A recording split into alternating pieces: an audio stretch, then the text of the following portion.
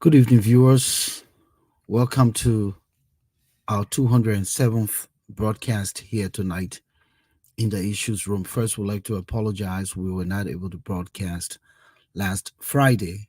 We had some studio maintenance to do, and so we're back here with a hope that everything going to be going well in these next several months. And again, I know you missed us, but anyhow, sometimes we have to take care of ourselves, and that's what we had to do. But welcome wherever you are. Volcano Shelton here with you this evening. I'll be joined momentarily by Alphonso and Moses at some point, but in the meantime, we'd like to welcome you, our viewers, particularly Raymond Clark, who is already in studio with us here tonight. We want to thank you all for your continued viewership to this platform. Continue to share the link, invite others to join us. We want you to come in, let us know you're here. It's important for you to weigh in on the conversation we continue to hold this evening. Going to be a good one. As you and I know, Liberia is now at a crossroad.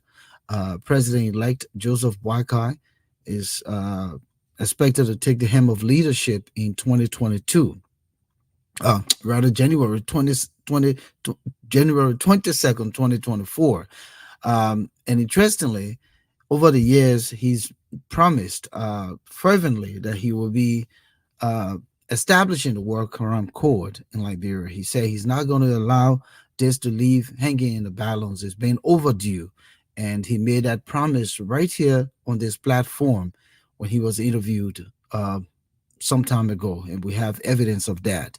And not just this platform, but many other places he mentioned that he thinks that corruption has taken root in our country, and there's a need to persecute certain people and those who are responsible for crime against humanity and continue to pass around with impunity.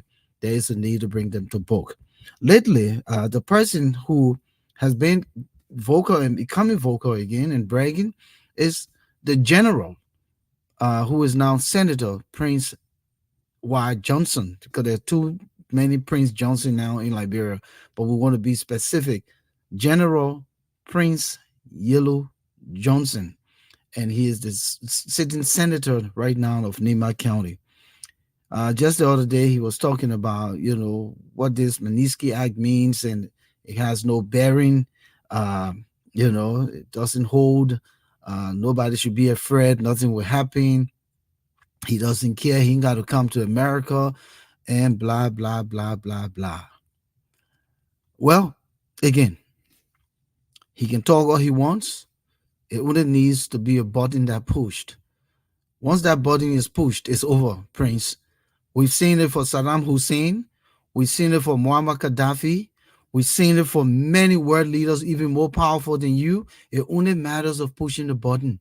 Just one button. We see it happening for Charles Tiller. Today he's sitting in a 6x6 concrete cell. It's just a matter of pushing the button. So we'll have that conversation here tonight. Let me bring in Alfonso because I don't want to start getting a little antsy here. Alfonso, the man said nothing can happen. The thing don't mean nothing. But Yeah, what do you think, my brother? It's just to push one button. and you're correct. It's just to push one button. Want to first of all say hi to the viewers, and I'm glad to be here. But definitely you're right. Volcano is to push one button.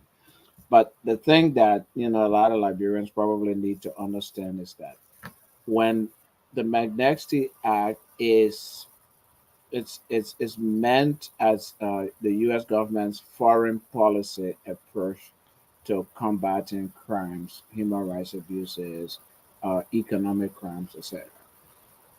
So the U.S. government has repeatedly said that when we sanction people under the Magnitsky Act and they are not in the confines of the United States, uh, then what the message we're trying to send to you, the country where these people live, is to use your local domestic laws to hold these people accountable. This is our foreign policy. This is what we're doing. From our end, if these people have resources that are within our reach, if they come within our jurisdictions, we can hold them accountable. However, we're holding them accountable because of abuses that they've committed because of theft of government public resources in your countries. So you yourself should be interested in holding these people accountable. So go ahead, investigate them, and use your domestic laws to hold these people accountable as a way of addressing, the crimes that they have committed in your jurisdiction, in your country. So it's the responsibility of the Liberian government. It was the responsibility of the Liberian government under Mr. Weah to actually conduct investigations and hold those people accountable. If you remember, Prince Johnson's sanctions were actually imposed under the Weah government, but nothing was done. And then, of course, we had, the three government officials who were also sanctioned under the Weah government. And again, nothing was done. Mr. Weah, the administration did nothing. They didn't investigate these people. So now, it falls under the purview of the incoming president. And he's been meeting with some high-ranking U.S. government officials, including the global anti-corruption um, chairperson. Excuse me. Um, so I want to say that they are impressing upon President-elect Boakai that these are things that they want to happen. These are things that the U.S. government wants to happen as a precondition. And I'm sure the Liberian people also want these things. That's why they voted the way they voted. So quickly, River says Pro, our own young man, brother, he texted, posted rather, the Assistant Secretary of State has met with every Tom, Dick, and Harry from the continent of Africa. That's a job. What big about how her meeting old man Joe Boakai? Yeah, Are you for real? yeah, Pin that. So the TI room came back. I kind of like hit him right there, and I said, it's a reinforcement of what is going to happen in the fight against corruption this time around. And if President-elect Boakai doesn't act utilizing the laws of Liberia, then you will hear from the TI room because enough is enough. yeah. And I don't know what the point River Pro were trying to make when I he think said, because people are posting the pictures of of uh, of, of Boakai and his team meeting with this madame, and yeah, so he thinks that because it's business as usual. She's yeah. meeting all of these world leaders Mhm. around, continental leaders, put it that way, on the African continent, so it holds no weight. Um, so what does it mean for Joe Boakai to meet with her? Is nothing special. I think River Pro thinks that what happened in the previous government where it was about photo ops. We met with these people, we take pictures, we go, we sit down. Maybe he thinks that's what it is. That's not what it is. They're having concrete conversations about how to move the country forward. Of course, they will meet with you. They will meet with you and impress upon you what their expectations and what their policy are. Now it's left for you to implement it or not to implement it. Unfortunately, we administration decided not to implement it. Well, that's why President Weah and his administration are where they are today. They're no longer in power. They serve one term, and they're not in office. And if, as you correctly said, Volcano, incoming president Boakai will hear from us. He will hear from the Liberian people. He will hear from the international community. If he doesn't pursue accountability for the massive corruption that has really been killing Liberia and the Liberian people, again, he made that commitment here in the TI room. He made that commitment on VOA. He made that commitment everywhere. Uh, Directly speaking to the Liberian people, and will hold his feet to the fire when it comes to that. And if that's what the people were waiting for and yearning for, Yeah. that some president who comes to power will do something at least to begin the process Mhm. of dealing with these people who continue to think that they can go scot free. Then that's why the Liberian people decided to give a test. Now, if George Weah was this saint who felt that the Liberian people loved him to the length and breadth of the country, to the point that he did no wrong. He was their darling, he was their celebrity. He also made promises, right? That he Mhm. was going to effectuate the war crime court, and bring people to book. But he fell short of that commitment that was made. Yep. So Ellen Johnson certainly said, I'll leave it up to the Liberian people. Oh, no, no, you're the president. You're supposed to act. Because when you act, the people will follow. They say the leader must lead, but take the charge, and then the people will follow. So Boakai now has to take the lead. He has to take charge of this process because this country is not going anywhere. Right now, from what we're hearing, they're already beginning to fight for jobs. People are literally fighting for jobs. They even concerned about what they're going to inherit. Though they're fighting for what they don't know they're going to inherit. Yeah. And you understand me? But Yeah. these are the kinds of things. Let me bring in Moses. He's backstage, brother. I see him smiling. Moses, but man, listen, we started the conversation. I know this time you'll say white business, but my man, it's not easy. You got to pay your bills. The Liberian people not paying us. We're doing this pro bono. But in the same token, we hold a responsibility to our country and we hold a responsibility to our audience. I already apologize, for last week we were not here, but thank God to see Virgin Monyu, Flomo Livingston, Adiaha Umo, uh, Raymond Clark, and the rest of those folks who are here tonight. Good to see all of you, and good to see you again, Moses and Alphonso. But let's just dive into things. Give you a quick 1 minute, and then we go into things. You muted yourself. If you not start with your own trouble, then I know I will be. You may not start with your own trouble. He say, "When come back, we can hear you." See, the child that can come to school late can miss Then be confused. the lecture. Thomas Awaji, welcome, welcome. Yeah, but like I was saying, right? So the Biden is on President-elect Boakai. But one of the things I want to emphasize that before we go to Prince Johnson, because one of the things I find interesting now is these people, so-called religious men, who claim they found God and they look for a sanctuary in the church Yeah. to, use that platform to speak politics instead of winning souls for Christ. George Weah is not winning soul for Christ. For every time he goes to his podium. I won't call it his pulpit, his podium, because I don't know how much that pulpit is consecrated. But for every time he goes to his podium, he more or less becoming politically driven.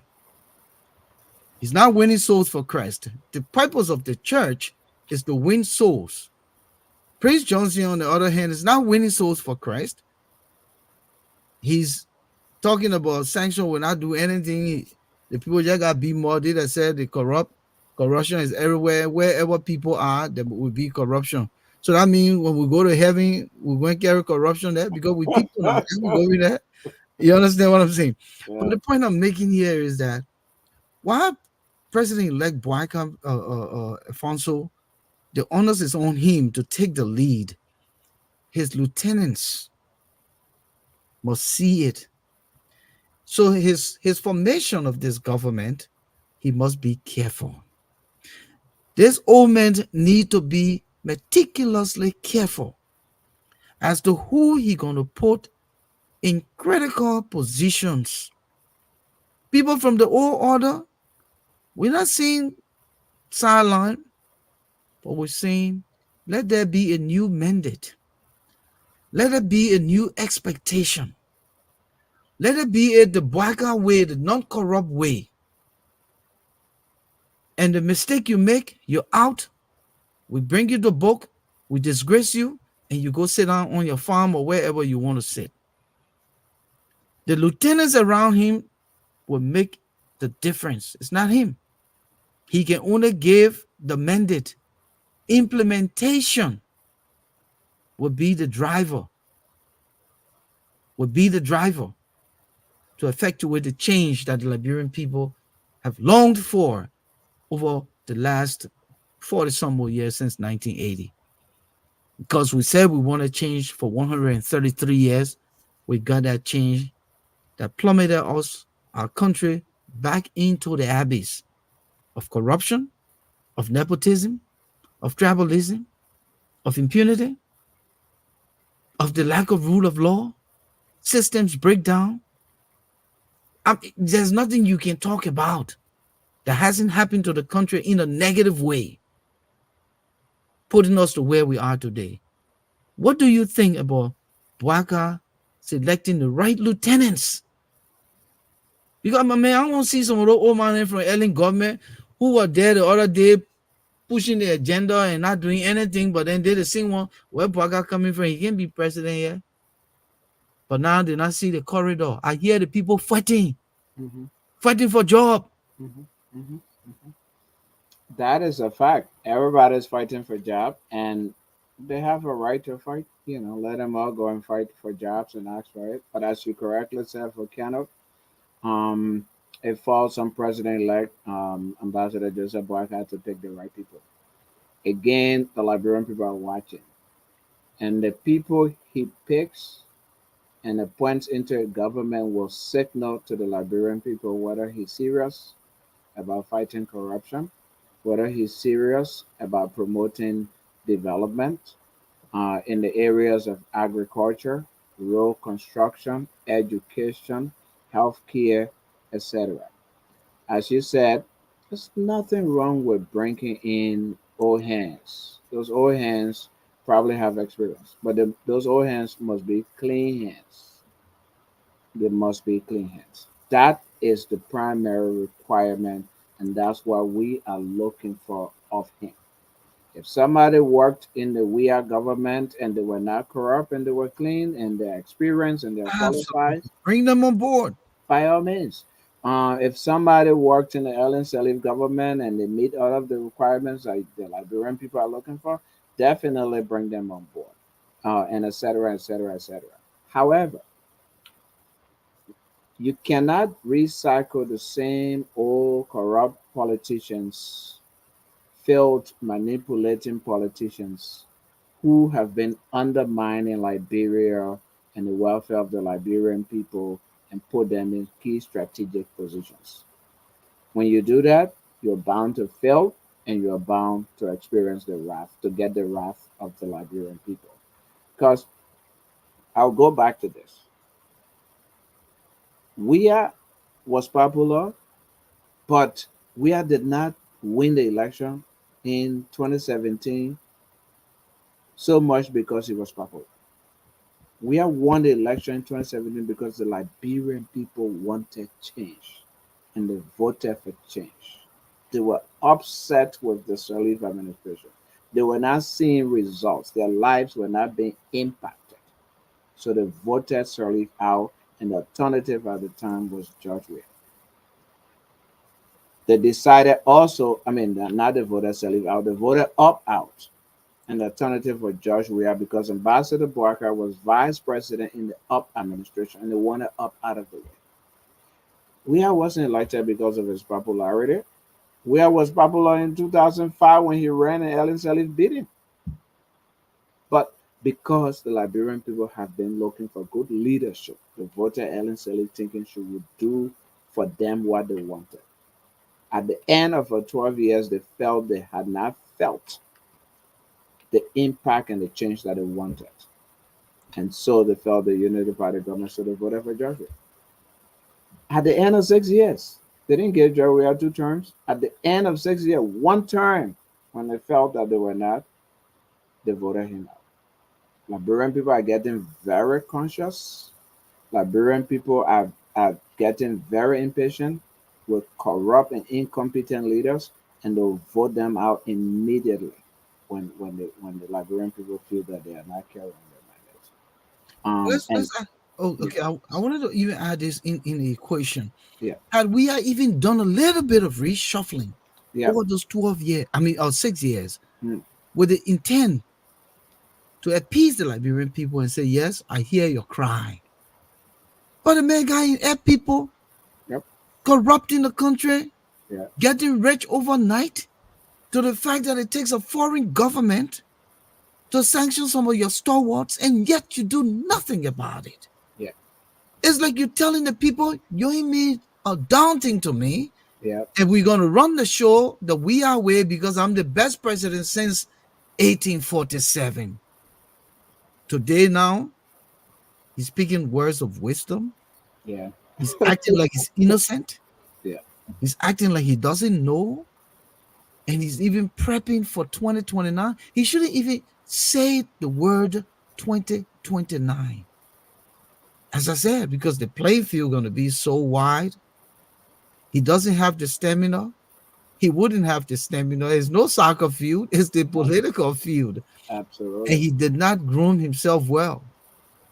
A president who doesn't even know the budget, as simple as it is. Yep. I think the most difficult thing is prepping the budget. Yep. But to read the budget, it's right before you. You can see Mm-hmm. what's allotted here and why is it, and you can look at the previous year and say, but you didn't bring anything to the table. How you got this increment? Let's Mm-hmm. cut this, Mm-hmm. justify it. Otherwise, we'll cut it. That's Mm-hmm. just simple logic. Yep. Your child come to you and say they raise school fees, but he bring no evidence that they raise school fees. You just take money and give it to him to go pay school fees. No, that's just how the budget works. And these were elementary things that this president never cared about. Yep. Right?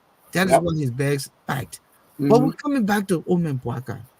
Now, this 40 plus years of service to your Liberian people, it has never been palpable. It has never been reverberating in the corridors of the expectations of the Liberian people till today. Because we cannot even talk about the 40 years plus. Your time on Ellen Johnson's leave is questionable. Questionable in the context you were not in the driver's seat. We understand. You were a parked race car in the garage. We take that. Now that you have it, oh, Barker, you got serious job. You better be serious about this thing. I see you bluffing in New York or Rhode Island. You dressing like a young boy now with society or hat on and what do you call it, trench coat and moving around. You will enjoy the vacation because when you get back on the grounds on that January 22nd, 2024, once they put that sash around you and the crown on your head, you ain't sleeping that night. I tell you the truth. Absolutely. You start taking caffeine because it would not be easy. Let me go quickly to Mo and bring it back. You think you good now? I mean, you're not Moses. going Moses, you're not good. Your to volume. Moses, you wasting our time, my man. Not us that, that you that assistant. But like I was saying, right? So that serious matter. He got to take it seriously. So they think what is they already preempting that you owe me. You got to buy the elliptical treadmill. You got to start lifting with those scrunching muscles. Got to, when you're walking, yeah, people need to know the president coming. This is no serious. I mean, this is no joke. Serving the Liberian people at the presidential level, you've seen how people have failed. People we expected, people we put our trust in. And the fulfilling prophecy here is that you are bound to fail. You are aged. You will sleep on the job. You will go to bed. So your lieutenants, like you said, must be clean hands. What the way you said clean hand? Well, they can come with old hands, oh, hand. but those old Yeah, hands yeah. must be clean. There must be clean hands. Yeah. There must be clean hands. Even if they're old hands, Yep. we must know the track record because this matter going to be serious. The expectation for it was high, but this one is higher. I think we've reached the zenith. Yep. There's nothing that there's nobody now can take this country to 2029. Because if you don't take it to 2029, where it starts on the foundation, then I just give up. I would just give up, my man. Serious Absolutely. matter. Absolutely. And the old man has the experience, and I think he has said all the right things. His policies, even his policies. For instance, his platform was arrest, AREST, not RR, because he said he didn't want to frighten people to say he was coming to arrest people, but AREST. I mean, that policy platform simply addresses the core problems that Liberia faces. agriculture, education, healthcare, sanitation, etc., and accountability. Accountability, holding people accountable. Look, we have the resources. In the 60s, um, I mean, just read about other countries. Read about other countries. Read about Singapore. What does Singapore have? Nothing. But they decided, look, all we have, we don't have fertile land to go into agriculture and do this and do whatever. But what we have is our location, our geography. The sea is right here. Ships can come and go through here, whatever. So let's invest in it.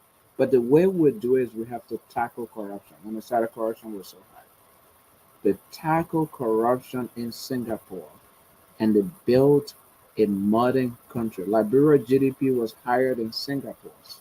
Today, Singapore it's among Singapore's GDP and wealth is among those of developed countries or mid-level developed countries.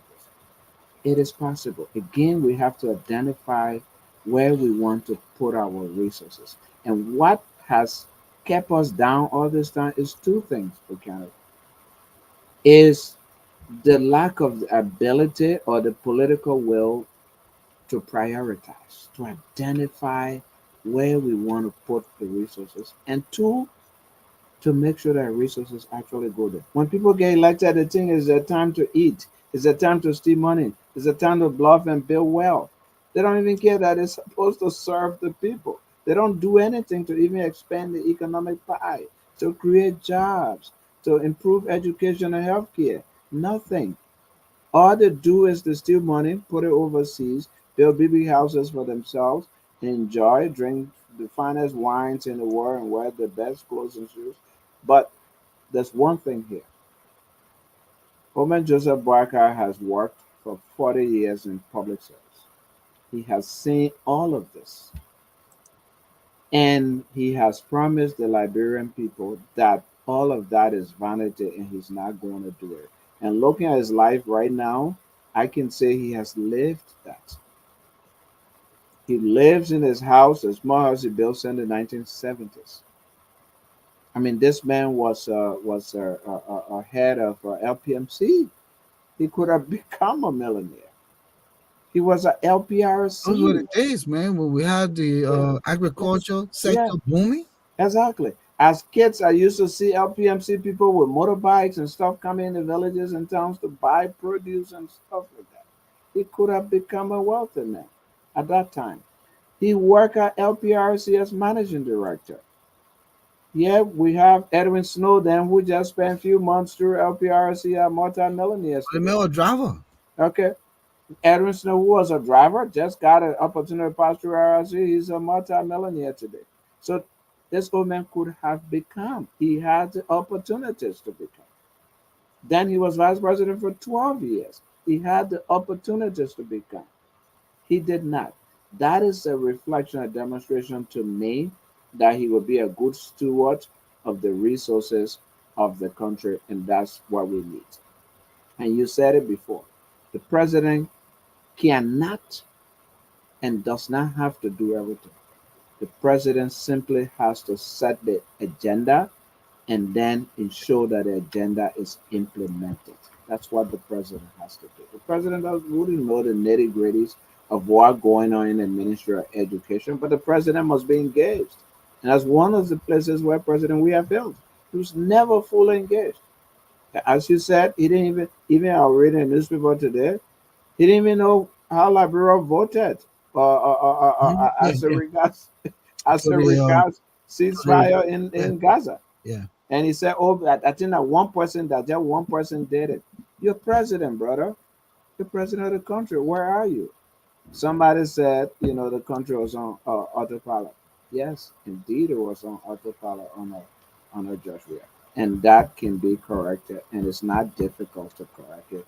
Boakai just need to put the right people in place, and you need to insist, hold regular meetings, let them make reports, go and check on them, and make sure that what they say is actually happening and being implemented, and And once you do that, you put that system in place. That is a similar systems we work under in this country. Regular reporting, checks and balances to make sure that things go the right way. And one of the things before I play the Prince Johnson clip, because he's the purpose for us here to Mm. for us being here tonight, Yep. is that God knows the heart of a man before he even gives you anything. God knew the hearts of George Weah and his boys, Mm-hmm. but the Liberian people did not know. Yep. I'm saying something profound here tonight, and I want you folks viewing to listen to me. God knows the heart of every man before he even gives you what he wants to give you and what you're going to do with it. It is already measured, it's already determined. King David said it. Where do I go? If I go back in my mother's womb, you are there. If I go to the bottom of the sea, of the ocean, you are there. So God knows everything before it even happens. God knew the heart of George Weah. He knew the hearts of his lieutenants, and he knew he was going to fail miserably. He came to corrupt. They came to corrupt, but because the Liberian people did not know it, he wanted to manifest what they didn't know through the character of the Weah and his boys. Why I say this? It is the same for Omen Boakai, whom I have known for most of my life as a young man growing up in Ethel Baptist Church as my deacon, a man who I see come to church with his wife, his sons Jojo and Tantan. They were little boys. I mean, I'm older than them, maybe several years. And they were coming to church. We all were coming to church. And I saw how he participated in church activities. And I know that he's a man closer to God. So God knows his heart. The Liberian people don't know his heart. So what he does with this blessing that God has given him would make the difference. When Ellen Johnson Sirleaf said this man cannot be president, if he become president here, my glory, my palm, God knew Boakai's heart. When Henry Costa said Boakai coming to die, he will not be president, God knew Boakai's heart. And I want Boakai to listen tonight. God knows your heart. He knows the outcome of your 6 years. He already knows it. What you do with it, how you carry it. You are just a steward. That's all you are, a steward of this responsibility. How you carry this responsibility would make the difference. That's all I thought about. And I wanted to say that. So I can give you a minute quick so I can roll to the before I so you make a minute and I go back to most of the testing also I can go to Prince Johnson here. Yep. No, you're absolutely correct. Again, profound statement right there. Sometimes God allows us to experience things so that we can understand and know. 'Cause as you correctly said, when we have not experienced things, we don't know what they are. So we crave, we ask for them. We say, be careful what you wish for. You know, we wish for this thing. A lot of young people growing up in Liberia, the hero we knew throughout the war, they knew throughout the war who was winning all the accolades was Joshua. Joshua was now coming to be their president. That's their idol. And then, of course, Joshua and his people were telling them, hey, if Joshua becomes president, all of those great soccer players around the world and all the great teams will all come to Liberia. They will bring resources here and you will benefit. And that's what the people wanted. They didn't know better. They did not understand. They didn't understand that nobody would just take their money and bring it. You have to put something on the table. There has to be a program. There has to be something and you have to be accountable when the resources come. Well, they didn't know that. But as you correctly said, God, the all knowing, knew that. But God also wanted the Liberian people, God wanted us to experience it and to know that that's not how things work. And sometimes it's good to have those experiences because in the future you can guide against them. If somebody counter you and say, my friend will bring all the $1 million, you say, you will pause. You will take a pause and you will think twice. And I think we are at that point. And I hope incoming President Boakai drives this point. There's no country, there's no people in the world who survive and thrive on handouts, on what outsiders gave you, on aid. Liberian people, we have to put our hands in the mud. We have to put our boots on the ground and earn something and create jobs for people. Let them work. Let's not get in line with for people to feed us. Let's find jobs and try to do it. And let's have a government that will create jobs for us. And I hope Ambassador Boakai incoming administration does that. That's the only way Liberia is going to make progress. Moses, let's give you a shot again. Are you good? Yeah, do you hear me? Perfect. Okay. Thank Uh, you. Yeah, that's the technology war, sometimes they have to juggle with this. But it's a pleasure joining you guys, and I apologize many viewers tonight that I have to be a little bit late due to a technical glitch.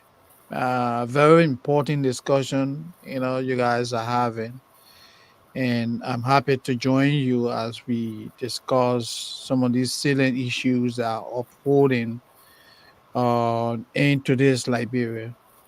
So it's a okay. pleasure being here. Thank you. Thank you. We're going to roll to Prince Johnson now. As I said, if you all seen the flyer, this is the man who is bragging that the Manisky Act and the sanction placed on him and others don't mean anything. And so let's hear from him, and then we'll come back to discuss the gravity of this issue and the role of the incoming leadership in terms of setting up and establishing the war and economic crime court. Let's go to the senator.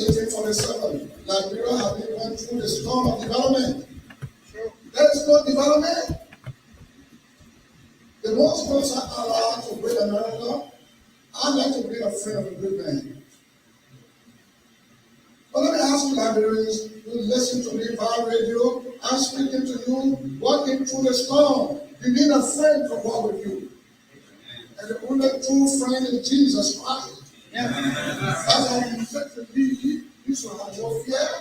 That's what great David Samuel said, yet though I walk through the valley of scorpions. There are people who are your friends, but they befriend you only because of what you have. And when they get from you what you have, they back you away. That's America for you. They're really interested in their interests. They're not interested in friends. Do you think I would have let him go out of here just like that? In the face of multinational peacekeepers, international peacekeepers, with all the deadly weaponries, under the command of airports under the command of AU under the command of UN. Sunshine come in Tango call it come in. Who gave me the motor road?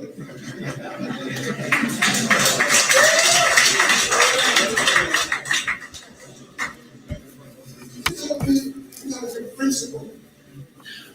People love friends. But you don't betray a friend because your mission, like you use it for, has been accomplished. So you no longer devote to the person. That is not a good friendship. That's what David says, therefore I walk through the valley of the shadow, just a shadow of death, not death itself, just a little shadow. Amen. Those are shadows that will not affect us. Our Lord in Liberia, remove that storm. If at all it is a storm, release me. Our Lord said, a convicted criminal cannot be acquitted or nominated, and you cannot be allowed to contest any electoral post. We're not convicted, we're not criminals, we are innocent before the law on the provision. So when you see those journalists, I don't know how you call them, journalists or journalists, when they are talking, rejoicing on session, they were on session. I export them, where do you see my diamond? Which government entity will have control senatorial, the Senate, the budgetary allocation, nothing. A miracle Liberian in America coming here running for election, who want our support, and we don't want to get the support, we give it to who we give it to. So they go and join their gay friends in America, implicate us. They join their gay friends, we know them very well. We know Communist, they did that to me. We know Costa, we know Vadia, we know them. He came to my house and said, I gave the school $50,000. I said, thank you, my humanitarian, you gave the school to me.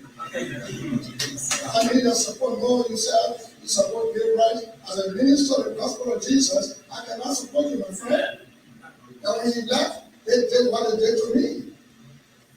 What effect will they have on me?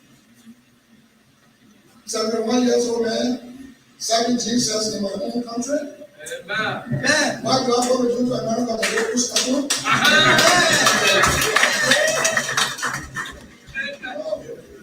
I'm better off. That storm is weak. They can't move me from the boat. I have done nothing. America knows my record. They know my record. So I was surprised when you accuse the Americans of airlifting into Monrovia. Nobody can tell you where I passed. You only saw me in Tagway.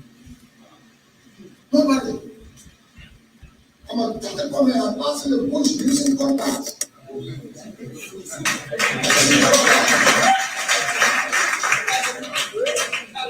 The American ambassador was always on the base.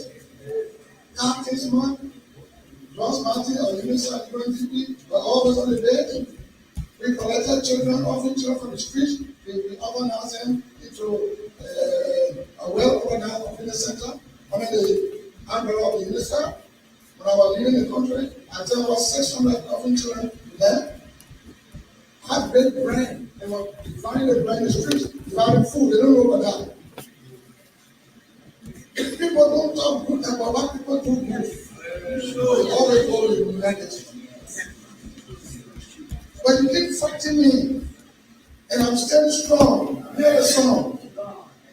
director of New Suggestion. I am pressing on the upward way.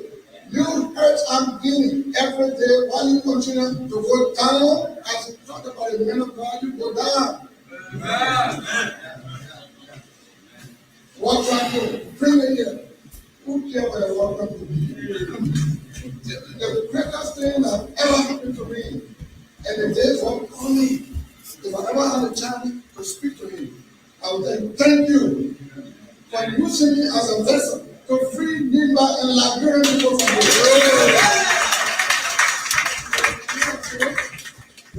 why you keep talking all kinds of things you can't do? When I joined you, see, a program. When I don't see, they will say,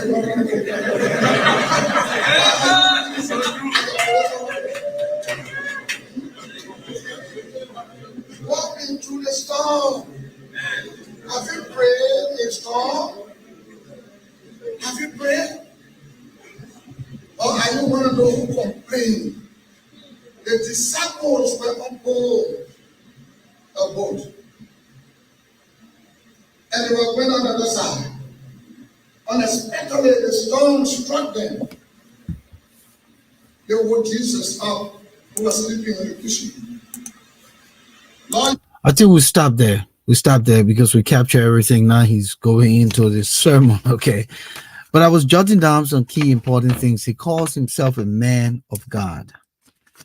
And when he's pressing on the higher plane, those who continue to try to bring him down, they fall. He said the Magnitsky Act should be ratified by all local parliaments in those countries that they're trying to effectuate this act. Instead of a bunch of people sitting somewhere here in America and creating this act and throwing it at nations and shoving it down the throat, until the local parliaments in these countries take this act and ratify it and make it into whatever it should be, whether a law, then it becomes binding. But it's a shadow. He calls it a shadow. He draws the analogy of walking through the shadow of death.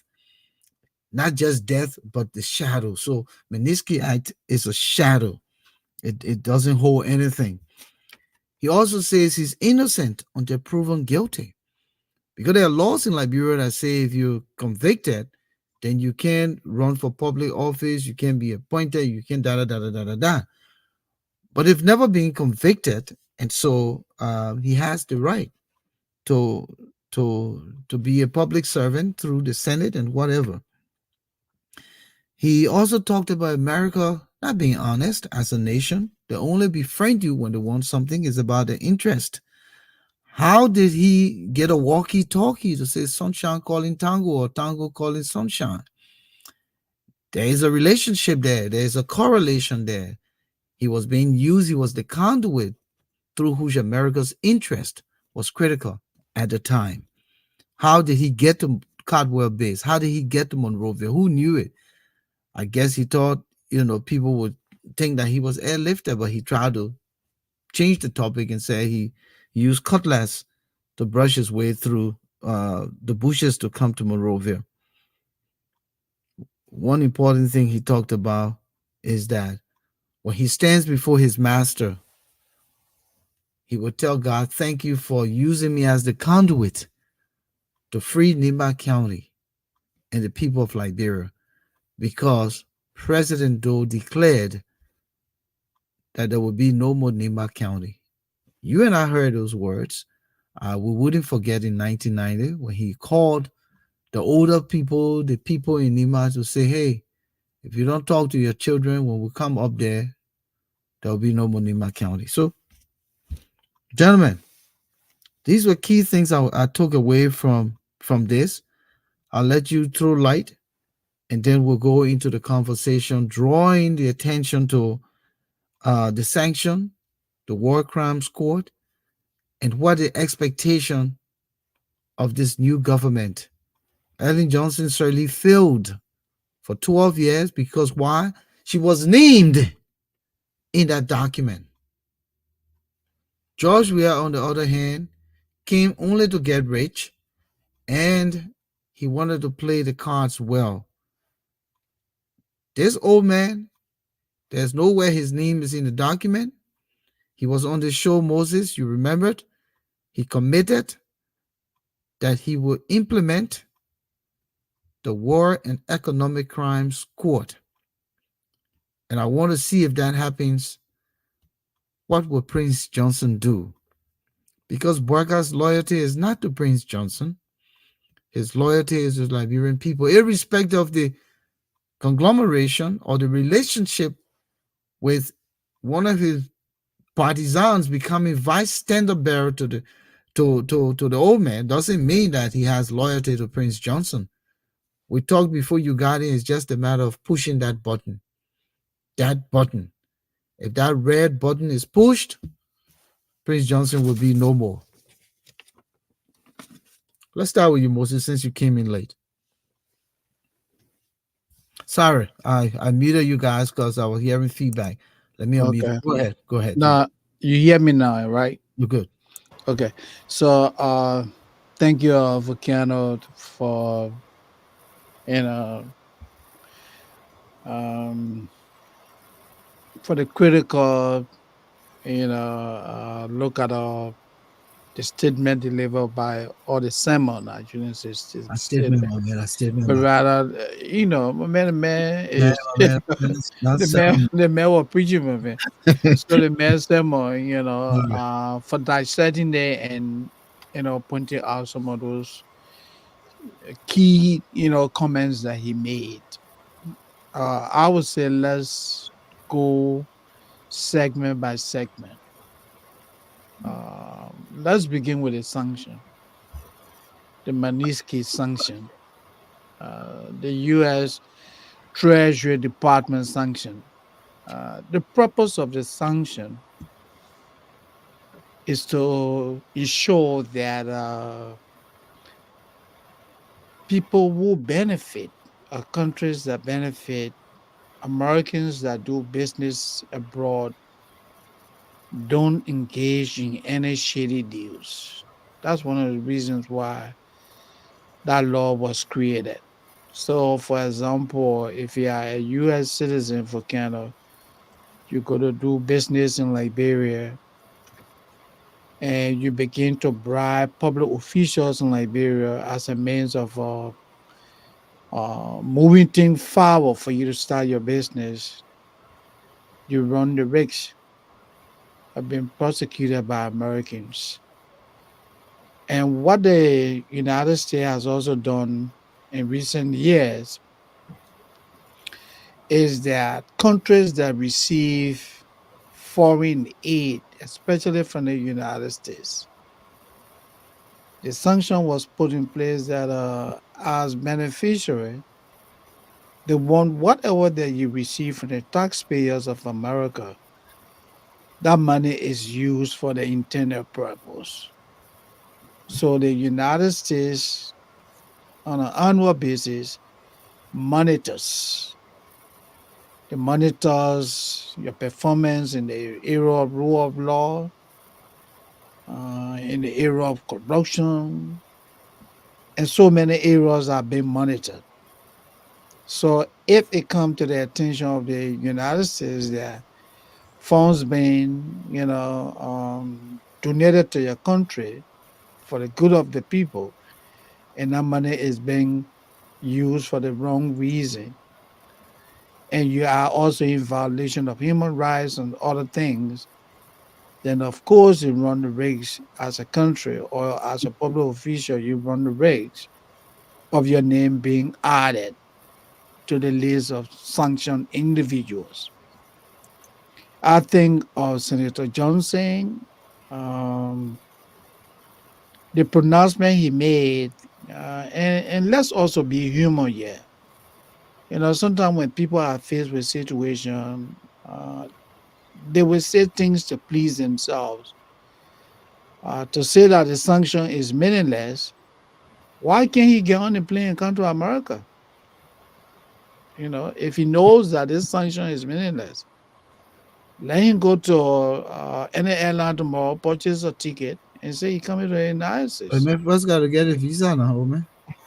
No, but the message, I'm only saying that he say the sanction is meaningless. Mhm. So it means that he should be able to travel to America with ease.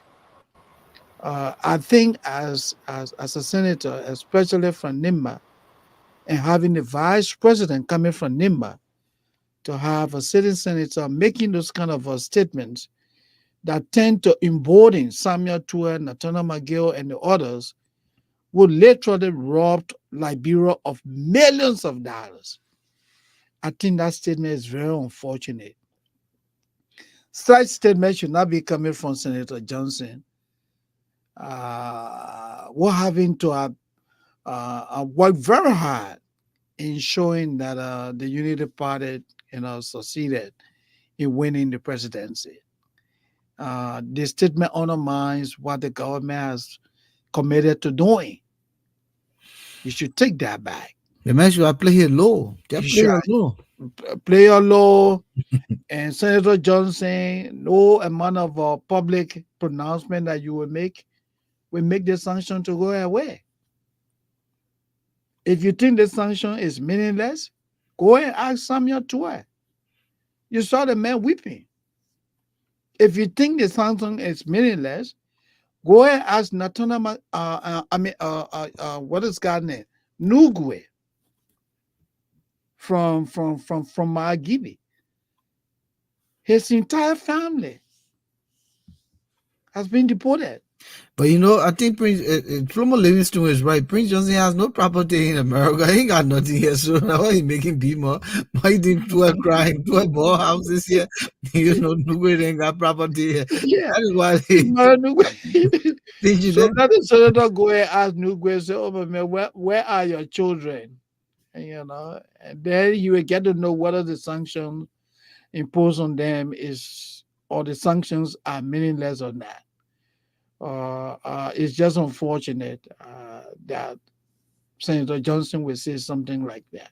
Let me stop there and give it Yeah, to yeah, that was Alfonso. about to say. Let's hear from Alfonso. Mm. Okay, go ahead. Yeah. So Moses is right in a lot of things he said. First of all, the people, I think, Mr. Johnson, Senator Johnson, a lot of Liberian people need to understand what the Magnitsky Act is really meant to accomplish. It's part of, as I said before, it's a foreign policy tool as used by the U.S. government to promote global accountability for serious human rights abuses and corruption, and they do that by imposing sanctions. So the U.S. government is not going to one day just get and fly to Cambodia or to Liberia and say, "Hey, you still Liberian put money, you killed some Liberian people. Therefore, we came here, we flew in here to come and arrest you and take you, or we're going to force you to build property in America so that we can take it." That's not what it's meant to be. It is their foreign policy that they are implementing. Hey, we saw that you did this to these people in Cambodia, in Liberia, in Ghana, and it's wrong, and it's against our foreign policy. It's against international law. Therefore, we are imposing these restrictions upon you. That's the first thing they need to understand. And I think the U.S. Embassy and the U.S. government made it clear by saying when they imposed the sanctions that the Liberian government must take action under domestic laws to hold these people accountable. Now, the U.S. government can go further and say if the government refuses to do that, I'll give you no. withhold X, Y, Z from you, because the Magnitsky Act also includes not just the people who are being directly sanctioned. But let me just read to you a provision of the Magnitsky Act, and I think Moses kind of mentioned it earlier. Um, first of all, the sanction are imposed on responsible individuals who are responsible for extrajudicial killing, torture, or other gross violations of human rights and illegal, etc., etc. And then we'll go to the point where it also holds accountable. First, it talks about inadmissibility. Of course, Mr. Johnson doesn't want to come. But it also says in blocking of property. In general, the blocking in accordance with the International Emergency Economic Powers Act, 50 USC, etc., of all transactions in all property. So you don't even have to own property in Liberia. All right. And You Moses mean mentioned it. America? You mean I America? mean, in America, you don't even have to Yeah, own property in America or to say a house or whatever, etc. But let's say you invested in a company mm-hmm. that then deposits resources, deposits has a bank account or whatever here, blah, blah, blah. Let's say US company is doing business in the country and somehow is affiliated with you, etc., etc. Those people can be, let's say, individuals who are here present in the US or wherever who are affiliated with you or doing business with you, for example. All of those people can be held, all of those people and institutions can be held accountable. It's of all transactions and all property and interest in property of a foreign person, if such person or interest in property are in the United States or come within the United States or are or come within the possession or control of the United States person. So let's say, for instance, Moses Sandy is a United States person. Prince Johnson is under sanctions, and Moses Sandy somehow comes into possession or control or somewhat into contact with any money or property or whatever affiliated with Prince Johnson, for example. That property can be seized. Moses Sandy can be held accountable, etc. So these sanctions are also meant to isolate the person, not necessarily just put hands on the person, arrest the person. And Moses just said somebody's family was just deported, because of all of those things. So the one thing Mr. Johnson and other people need to understand is this is a foreign policy tool that U.S. government uses to put pressure on the governments around the world to make sure that they make people within their system do the right thing. Second, the U.S. government can hold people directly accountable to where they feel necessary. And third, they ask the local governments to use their domestic laws to hold these people accountable, and that's what's going on right now. So let me just put this quick to you then. Yeah. Prince is saying that the Mm. local parliament Hmm. must ratify the act He doesn't know what at the he's talking. parliamentary level here in Liberia, or Mm. rather there in Liberia, Yeah, to localize it so that it becomes become a law. He doesn't know what he's talking about. First of all, Liberia doesn't lack laws on corruption. We have laws in Liberia that speak to prosecuting. Corruption is prosecuted under Liberian law as crime under our criminal code. So we do have laws. So the parliament doesn't need to pass and when anything. a PRC were Yeah, using decree and this and that, and and then the tax pass the people to the decrees. poor. The Yeah, pass the yeah. decrees. The top people to the poor will no longer have decree. They drafted a constitution. We have criminal penal codes that speak to corruption. So Prince Johnson doesn't know what he's talking about. Corruption is a criminal act punishable under Liberian law. We don't need to pass no other law under Magnitsky Act to say this is the Liberian I think Magnitsky. then the point here is that Yeah, take the Magnitsky Act, yeah. see the validity in it, Hmm. see what it's trying to do as a Hmm. Liberian government that means well Hmm. to tackle corruption, Hmm. and then use the local laws and Hmm. say, hey, we got this. Mr. America gave us all the evidence here. Hmm. Effectuate, what you're asking through our local laws. Would that Pre- make sense? Precisely. So we This, don't even this is just this is just lacking the willpower. I would precisely. think. So we don't even need to do anything with Magnitsky Act. We don't even need to call Magnitsky Act name in Liberia. All we need to say is the U.S. government has said that these people, and the U.S. government pointed to key things. So we asked the Justice Ministry, we asked the The LACC, bring. for conduct investigations on these allegations that have been made. We're going to ask them to give us any information, any evidence they have that will aid us in our investigation. So we do our own investigation, and based upon our own investigation, of course, aided by whatever they gave us, and file charges and prosecute those people. We don't need to go to Congress to pass any So of that this. means the thing is so simple, It's very simple. elementary, simple Yep. arithmetic, Yep. simple ABC. But I guess it is the willpower because Ellen Johnson Sirleaf, who was the darling and supported well by the Americans, has she taken the stance to do this? Mm-mm. Wouldn't be this far Nope. still having this conversation, but because herself, and I Yep. stand ready to yell again. was so corrupt, and is so corrupt, and her government was so corrupt. That is why we're where we are. Yeah. And here comes George Manawia, Mm-hmm. who came only to get rich. Yeah. That's where we are. So the willpower Yeah. is where this whole thing has been dragged over the years. Yeah. 100,000%. And let me end, of course, just as Ellen was cited by the TRC and so she refused to implement TRC There you go. recommendations or to do anything. Mr. Prince Johnson was cited under the we administration. And here are some of the reasons why sanctions were imposed on Prince Johnson. The Liberian government, Prince Johnson, according to the US government, was involved in pay to play with Liberian government institutions Mhm. and with Liberian government and selling votes. So Mr. Weah was giving Prince Johnson money and positions in government to support him. Yeah, So for Prince Nimba. Johnson can support him to win election. Mhm. Once he won the election, they reached a deal whereby Prince Johnson got certain positions, I think 2 or 3 cabinet positions where he will appoint and a whole lot of Nimba to appoint. In addition to that, Mr. Prince Johnson was getting money that was put in the budget, in the Liberian budget, and sent to different government institutions. For example, money would be put in $5,000, for example. I'm just saying more than that. They said he got millions. Let's say 50,000 or $100,000 put in additional is put in the budget to the Ministry of Foreign Affairs. Once the budget is approved, Ministry of Foreign Affairs gives that money to Prince Johnson. $500,000 is put in the budget for postal affairs. Once the budget is approved, that money goes to Prince Johnson. That's what they were doing. And those are some of the things that Prince Johnson was sanctioned for. Now, whose government was it? George Weah. You think George Weah was going to investigate and prosecute Prince Johnson? No.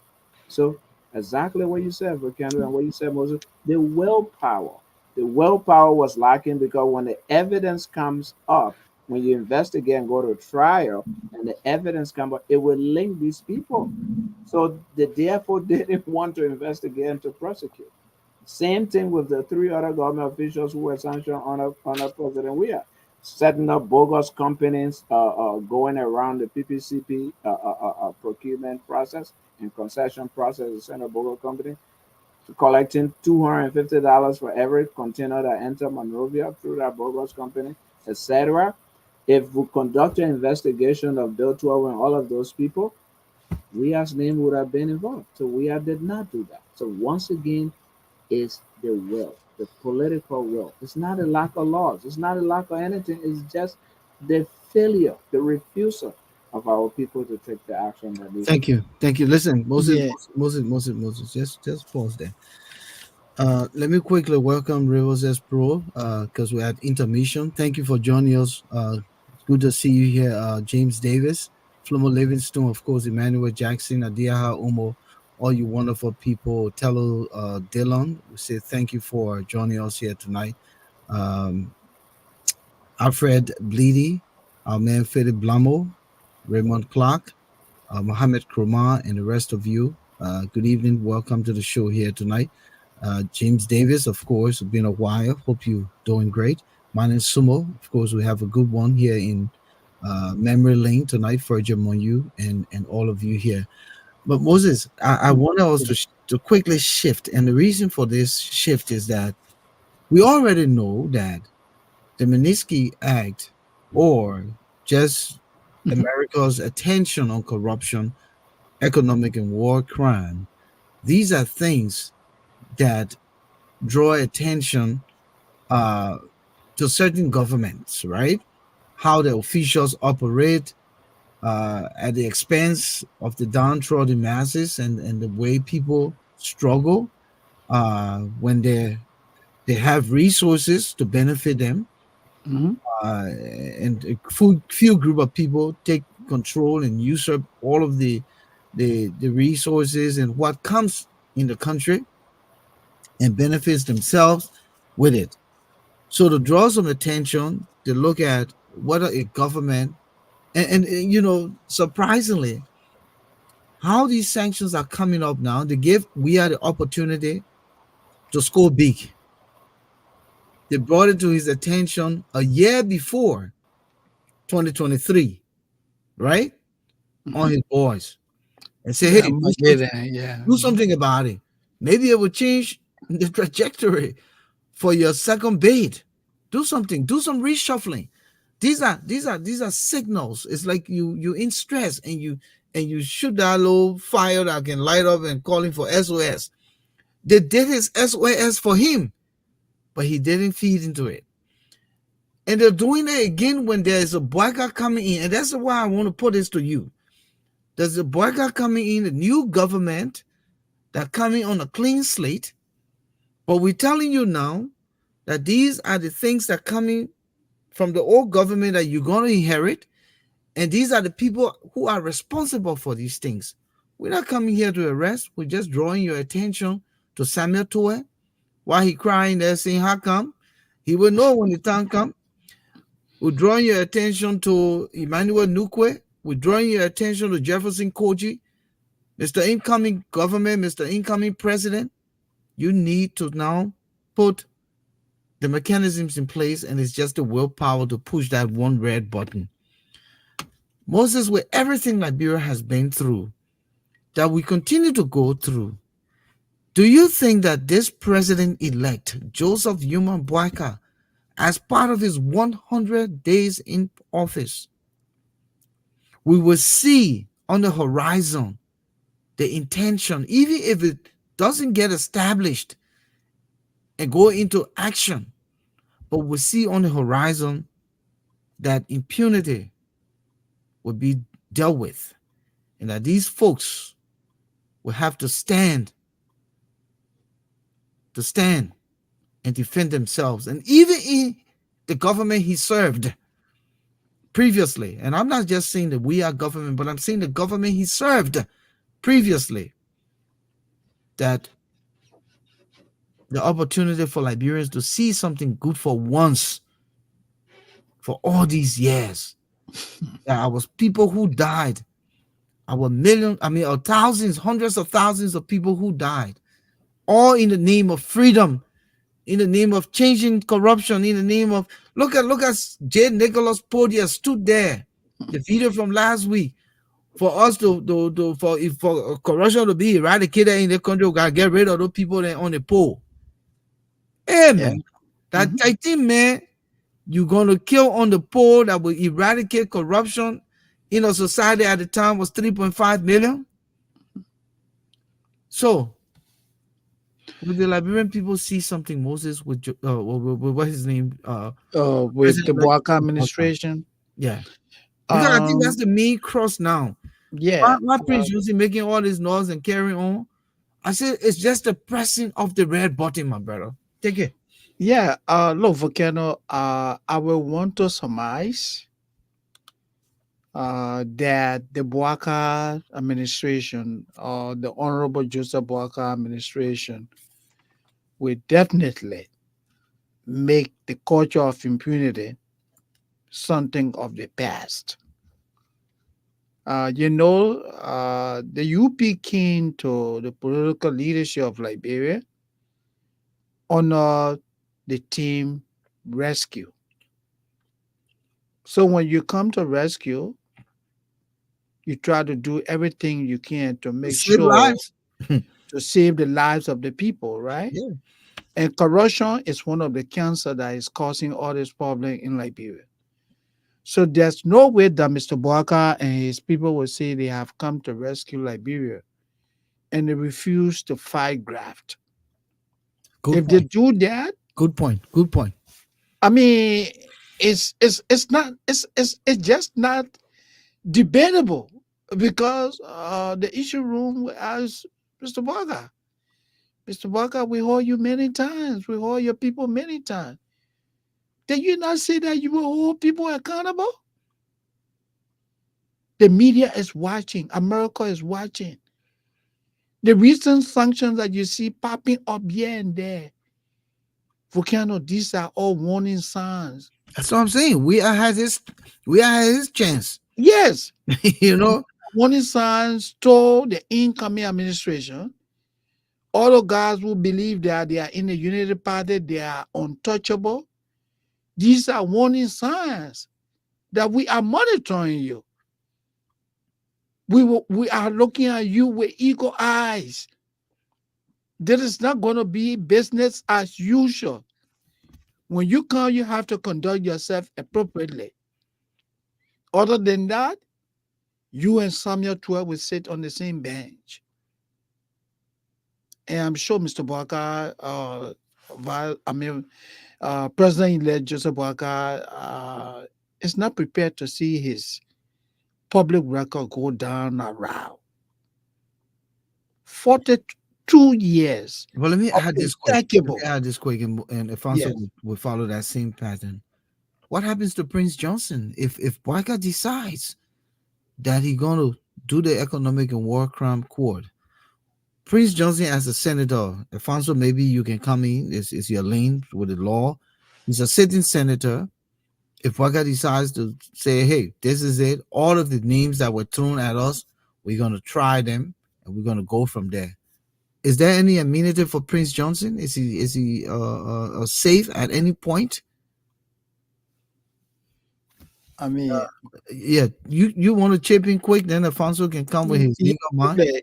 yeah. What I wanted to say is that um, Alfonso, you gotta Mr. unmute yourself when you're ready to talk. Senator Johnson will be giving his day in court. So unless he's given the opportunity to go to court, it will be difficult for any of us to say whether he's gonna get a free pass or No, not, no, no, no. It's not a matter of him getting a free pass. My question here is because he's a sitting senator, is there any immunity for him not to be, or not to be held liable. tried? Oh, the law provides that a senator or a representative cannot be held liable for whatever that he or she says in the legislature. But if the person committed a crime against the state, war crime is a crime against the state. So if that comes to the point that people will have to be held accountable for that, I don't think being in the Senate or being in the House of Representatives will save anybody, because that's international, human right issue right there. If you were literally, murdering people, and you thought that you were kidding, then of course you have to be held liable. Let's hear from Alfonso. Yeah. Alfonso, what you say? And Moses is correct. There's nothing that the only person in Liberian government under Liberian law who cannot be prosecuted while they are in office is the president. A senator can be prosecuted, a representative can be prosecuted, anybody can be prosecuted while they're in office. Mhm. So what will happen with Prince Johnson and other people, for example, who were sanctioned by the U.S. government is exactly what we described earlier, which is that the Liberian government cannot just go to court and say, "Oh, the U.S. has placed sanctions on these people, so we're here to prosecute them," and No. whatever. No, the Liberian government must conduct investigations. So I think what the Boakai administration can do is to simply ask the Justice Ministry to say conduct investigation of all these people who were sanctioned. And then what the Justice Ministry can do is conduct the investigation. In the process, ask the U.S. government to give them whatever evidence they have, and we find our own evidence as well. And based upon that, when we have convincing information that we can successfully prosecute them in court, then we take them to court. And Mr. Prince Johnson, even though he supported Mr. Barker during the process, can go to court if he feels that he's Yeah. innocent, that he did nothing wrong, as he's saying. Can go to court and prove that. Yeah. At that point, that's then out of Barker's hands. It's not Barker who's doing it. Is the independent judiciary that would be that at that Which point, is a separate branch of which government. is a Yeah. separate branch of government. And Mr. Barkai will have nothing or should have nothing to do with it. He shouldn't interfere in the judicial process of the country, of the process. That's how it's supposed to run. We have here in the United States of America a former president has been prosecuted. Trump could not have been prosecuted while he was in office. But once you leave office, you can be prosecuted as president. Other than that, it's in Liberia we have history of that. Be What's his name? prosecuted. A senator from Sino County. What is his name? Oh, Um, about you? no, Sino. Oh, a former senator? Is that He was Milton TJ? Milton Tiaje. Oh, yeah, Senator TJ. Milton Tiaje was investigated by the Liberia Anti-Corruption Commission. Hmm. He was sent to court. He was prosecuted. He was found guilty in a civil proceeding because he stole money from Sino people when he Yeah, was superintendent. 100,000 US One dollars. hundred thousand dollars, and he was made to pay back the money. So he was prosecuted while he was a sitting senator and convicted in court. So a senator can be prosecuted under Liberian law, and we have precedents for that. So Yeah. Prince Johnson is Let me ask the question quick here. So you think the likes of Yeke Koluba and Milton Bly, General Botnick, and all these guys who say yes, I'm embracing the fact that we want a war and economic crimes court, and these are the very people, including Prince Johnson, who kind of supported the Unity Party. Do you think that they were supporting the Unity Party on the premise that we'll be going back to the same modus operandi? That we are king, we support it, and he didn't persecute, so Joe Boakai would do it. Wouldn't that be a slap in the face of the Liberian people? Then it means that nothing gonna happen good for this country. Gentlemen, let's call a spade here.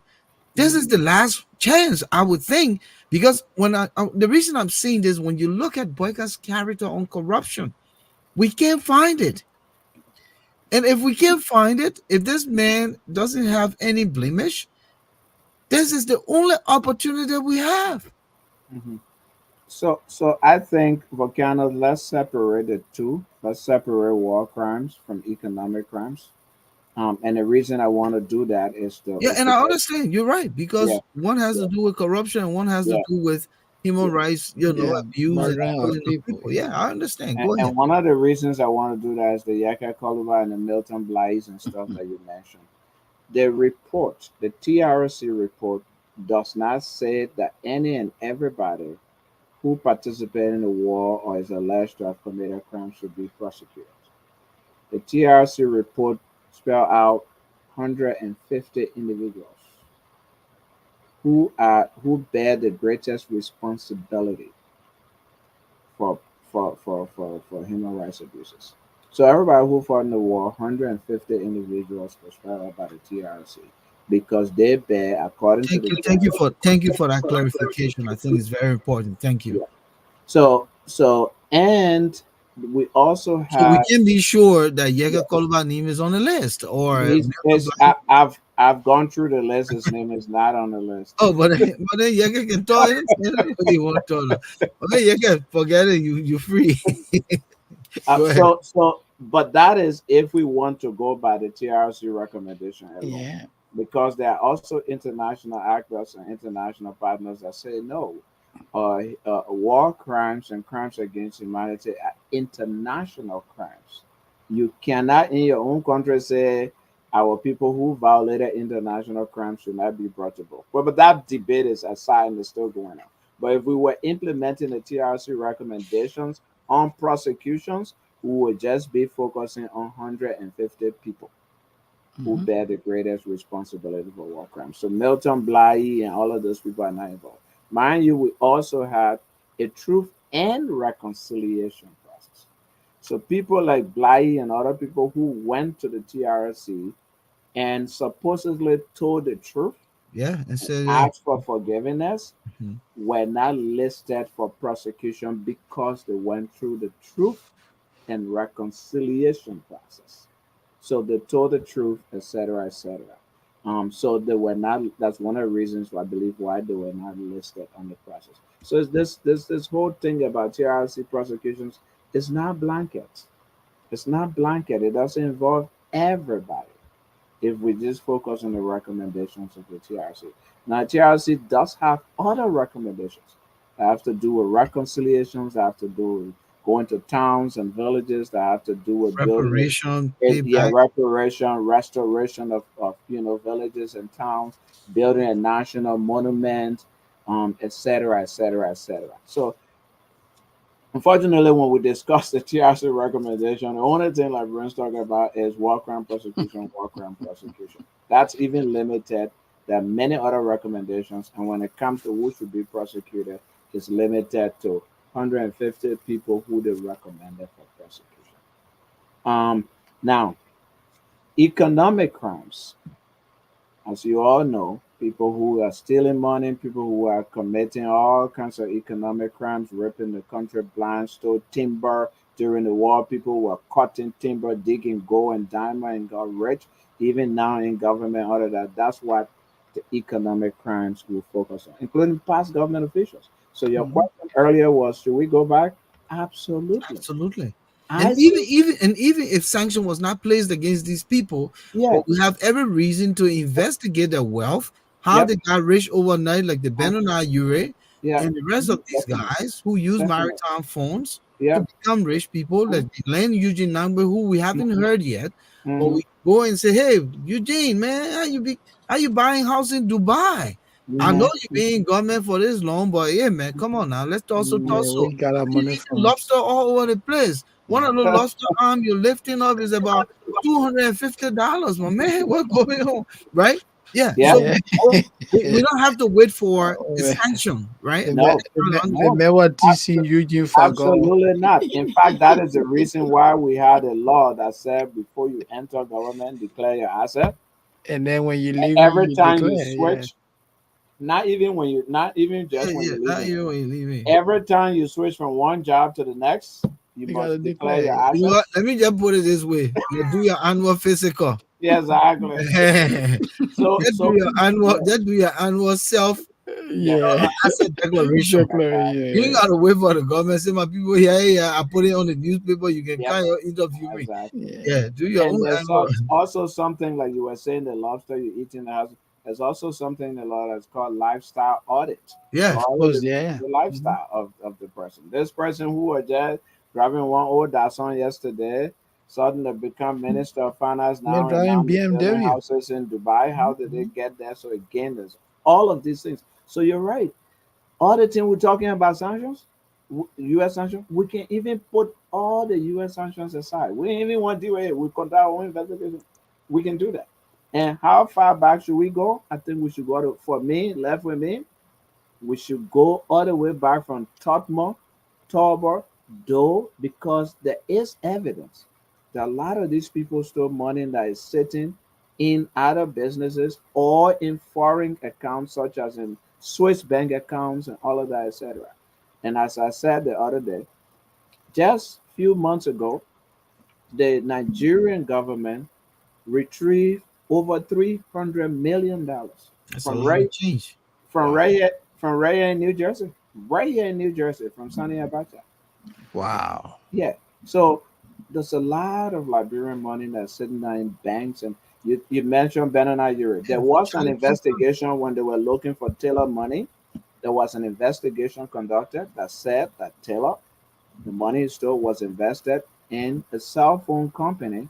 I believe they even named the cell phone company, if I'm not Lone mistaken. Star. I don't want to call names here, but Man, a Lone Star. Ba. Lone Star, Mhm, who running Lone Banana Euro and all of that with mhm. Taylor invested in Lone Star. So there is the UN conducted investigations and established some of these things. The government just needs to pick up those documents and go after those people. That's what needs to happen. Hmm. Unfortunately, as you said earlier, Volcano is the will, the political will. The willpower has been lacking. Look, and Volcano, just to piggyback on what Alfonso said earlier. Look, the biggest problem we have in our country is failure to act. There are just too many good laws on the book. And let's make this more simplistic. Say, Volcano, you my good friend, and every time you call, you tell me, you say, my man, I see your daughter, that girl is doing 90 miles per hour every time she drives. And sometimes I'm getting tickets in the mail. But yet I don't talk to my daughter. I ignore it. And then one day I see the police at my door.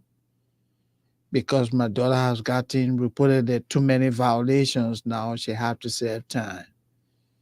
Then I said, "Oh, Volcano, talk to me about this. Talk to me about this. Talk to me." Then I begin to blame myself for failure to act. That's what happened to Liberia. America has done all the work for you. All it takes now is that collaboration, Mr. Boakai. And this is where many people who voted against Mr. Weah did so, and these people have been vindicated because Mr. Weah was never prepared to act. These people raised the red flag. They said McGill, Serena Seaforth, Bill Twelve. We have records. All we want is a formal request from you, and we avail the records. Mr. Weah looked the other way. Now, come Mr. Boakai, America has said the same thing, that we do not have the authority to prosecute people in Liberia, but we can collaborate. We will make available the public records that we have. So now Mr. Boakai coming in, the rescue team coming in, Liberians are watching with eagle eyes. With the United Party as the United States to make available the public records of these guys for the prosecution to start. America doesn't have to do this. Prince Johnson, who is jumping all over the place. All you know, the thing here is meaningless. I don't have to go to America. I'm 71 years old. I cannot afford to go to America to push cartoons. Let me educate Senator Johnson tonight. Sometimes they see this thing, they don't even know the caliber of people who reside in the United States and other parts of the world. Not every immigrant abroad is a cartoon pusher. Volcano, you don't push cartoon. I don't. Alphonso does it. We go to work. We sit in comfort. All we do, we talk to people and get paid. So Senator Johnson should not go around talking about, cartoon pusher. And let me also say this: pushing cartoon is not a crime. Wait a minute. I think there's dignity in labor. Moses, let me just say this. I think it's the concept of the American dream, right? Yeah. And when you come and the way America is structured, no matter who you are, and if you have a job, we do it. No matter what your education is, you can go to school in England. When you come to the company I work for, your education has to be evaluated. Of course. Through the World Education Council. Okay, or any council that does that. It is the standard here. And so as a result, people become frustrated and they look for layman job, and then it becomes the context of pushing cartoon, right? I think it's just a phrase that people who are experts and professionals in their career who may not be able to work in the field because of certain limitations put forth by the system here will provide for line item for a layman job, right? So it's just that thought. But yes, Prince Johnson doesn't understand it. Like you said, that everyone who's in America or an immigrant, it's not a cartoon pusher, not pushing cartoon or doing layman job. Some of us, what we're doing here is way surpass the speaker who's sitting and doing nothing and knocking gavel. Absolutely. The job I do, it even way more than a minister who just come to work 12 o'clock in the day and work for 2 hours and go home. Yeah, and Alphonso the same. The number of people we supervise is even more than the ministry. I'm talking about a bloated payroll with most people, right? Yeah. But that's what they think. And everyone comes here, you have to pay your dues. So Prince Johnson, yes, if you come here, you will definitely push cartoon because you gotta pay your dues. You gotta start from somewhere. They're not gonna give you a pulpit here who can't talk gibberish and say you preaching the gospel. First of all, Yeah. which seminary you went to and your license that you got, and as a sitting senator, you think you're gonna the local parliament here in Upper Darby or in the Pennsylvania area, you can't even sit there and say anything that would make sense. So yes, you would definitely start from. I think that I just wanted to draw your attention. No, I mean it's good. It's good you said that because most of our people they come across as so condescending that for the fact that people are abroad, all immigrants are literally, doing, the least job you can think about. That's not true. Oh, and the other one they say too, Yeah. Moses. Oh, Yeah. I'm going to America to go clean poo poo, but you don't clean yourself when you poo poo. Yeah. Alfonso, hey, you clean yourself when you poo poo. Yeah. You clean Yeah. yourself when you poo poo. Yeah, that's the thing they say, So no, poo got clean to anything. well, all the kind of Poo thing. you clean yourself. So the poo poo, you got to start from somewhere, right, Alfonso? Yeah, they say these things to our I people. think Yes. what they're saying Yeah. is basically ignorance, and you all said it. They don't even know what they're talking They about. don't know, We But I got would say Africans, we got immigrants let's yeah. who are professors in this country. But let's assume that we all were even pushing cartoons. That's Yeah, definitely ain't doing that. At that's least we're dignity. not.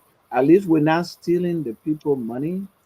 At least we're not killing people to get rich, which some of Right. them But did. you know the interesting thing, gentlemen. I'm sorry to cut you off, Mm. but Friday I'm getting paid, right? And I seen it globally. Yeah. You So know, you're announcing the thing, but what I'm gonna say now, the people they already started the pay, the pay period and the paycheck. Mm. And you know how many people asking me for Christmas already? Exactly. Didn't care that I'm pushing cartoon, didn't care that I'm cleaning poo, right? Yeah, yeah. They sitting down in Liberia and other parts wherever, but they're Man, asking me now Christmas, for Christmas, Yeah. right? yeah, They don't care. man, No. got to push money. They don't care. What They don't care. They don't care that I don't get sleep yeah, to push the cartoon yeah. and to clean poo. What does that even mean? Like my papa used to say, look, money comes from a daddy bless. Oh, listen to my girl, Adiaha. She said poo cleaner are the one that making the more money, and that's Of And true. course, and yes. she's Those are correct. always sitting in office with air conditioner Yeah, and got secretary. There's a shout down. What you want me to do today? We yeah, not making nothing. You get absolutely. your labor, man, Yeah. So Yeah, Johnson, who's accused of stealing money and Mhm. killing for taking the resources, but who was sanctioned for stealing money, putting his mouth on people who do honest labor and earnest living, just simply shows that his arrogance and ignorance about it. and Johnson, according to the U.S., was receiving salary, undeserved salary from the Liberian government For as intelligence. of a course, salaried intelligence source. What intelligence? Who was he giving source? That talk Again, that tango calling pay to sunshine. play, yeah, pay to play. pay to play That's a pay to by play. under the we are government. There's a man who is putting his mouth on people for Yeah, say doing the either pushing cleaning cartoon. poo or Yeah, pushing cartoon. But When listen I to put Samuel Abu. Samuel yeah, Abu see, is I saying like that, what Mr. Abu wrote, yeah, it's a misinformation that yeah, immigrants are doing the jobs that Americans don't want to do. which is mm, not true. That's not true. You mm, got Volcano, Americans who are pushing cartoons right here yeah, in America. who You are got yeah. making Americans who are cleaning poo right here in mm. America. a And good I would human say, being. and I But would you know, say, go ahead. if I came to America from Liberia and I got a job that Americans don't want to do and I do it and I pay my bills, what should I even care? Yeah, Like what's the problem with that's that? honest labor. But I also like this point here from Thomas Awaji. Even if we're literally pushing cartoons, we're still living better lives than most back home. And Exactly. and I think that the context, and let me just dissect what he says here. The context of better lives mean that it's honest living. Yeah. Honest living, yeah. I don't have to worry about the Manisky Act. Yeah. Exactly. Seriously, Ain't no nightmare for you. because the ones who consider to be living better lives in Yeah. Liberia are the ones who are stealing. Yeah, Yeah. The Eugene Right. Nangbe who's eating lobster and showing it all over the world yeah, is Yeah. the criminal. Yeah. You understand me? yeah. And Nathaniel McGill, who promises to build all the roads in Margibi Yeah. County, when he knows that his salary Cannot. on any given Sunday cannot do that, Yeah. is the criminal. Exactly. So literally what Thomas and YG are saying here, yes, we're doing better than some of them who are back home. Because I would never worry about the Manisky Act. No, Yep. we can't. I go to work every day and I do what I have to do and earn a decent living. Hmm. But you know what? One thing I also want to say here, I will equate our situation, Liberians going in the diaspora, to the Fula man who left Guinea seeking greener pasture, came to Liberia, started a widow market, and we're laughing at him. Yeah. Before we made our man, the man opened store. Hmm. Before we made our man, the man owned apartment building, then we go to rent from him. Yeah. That's the nonsense. Yeah. That is the nonsense. So this immigration thing was happening to us right in our own backyards Hmm. that we're not paying attention to.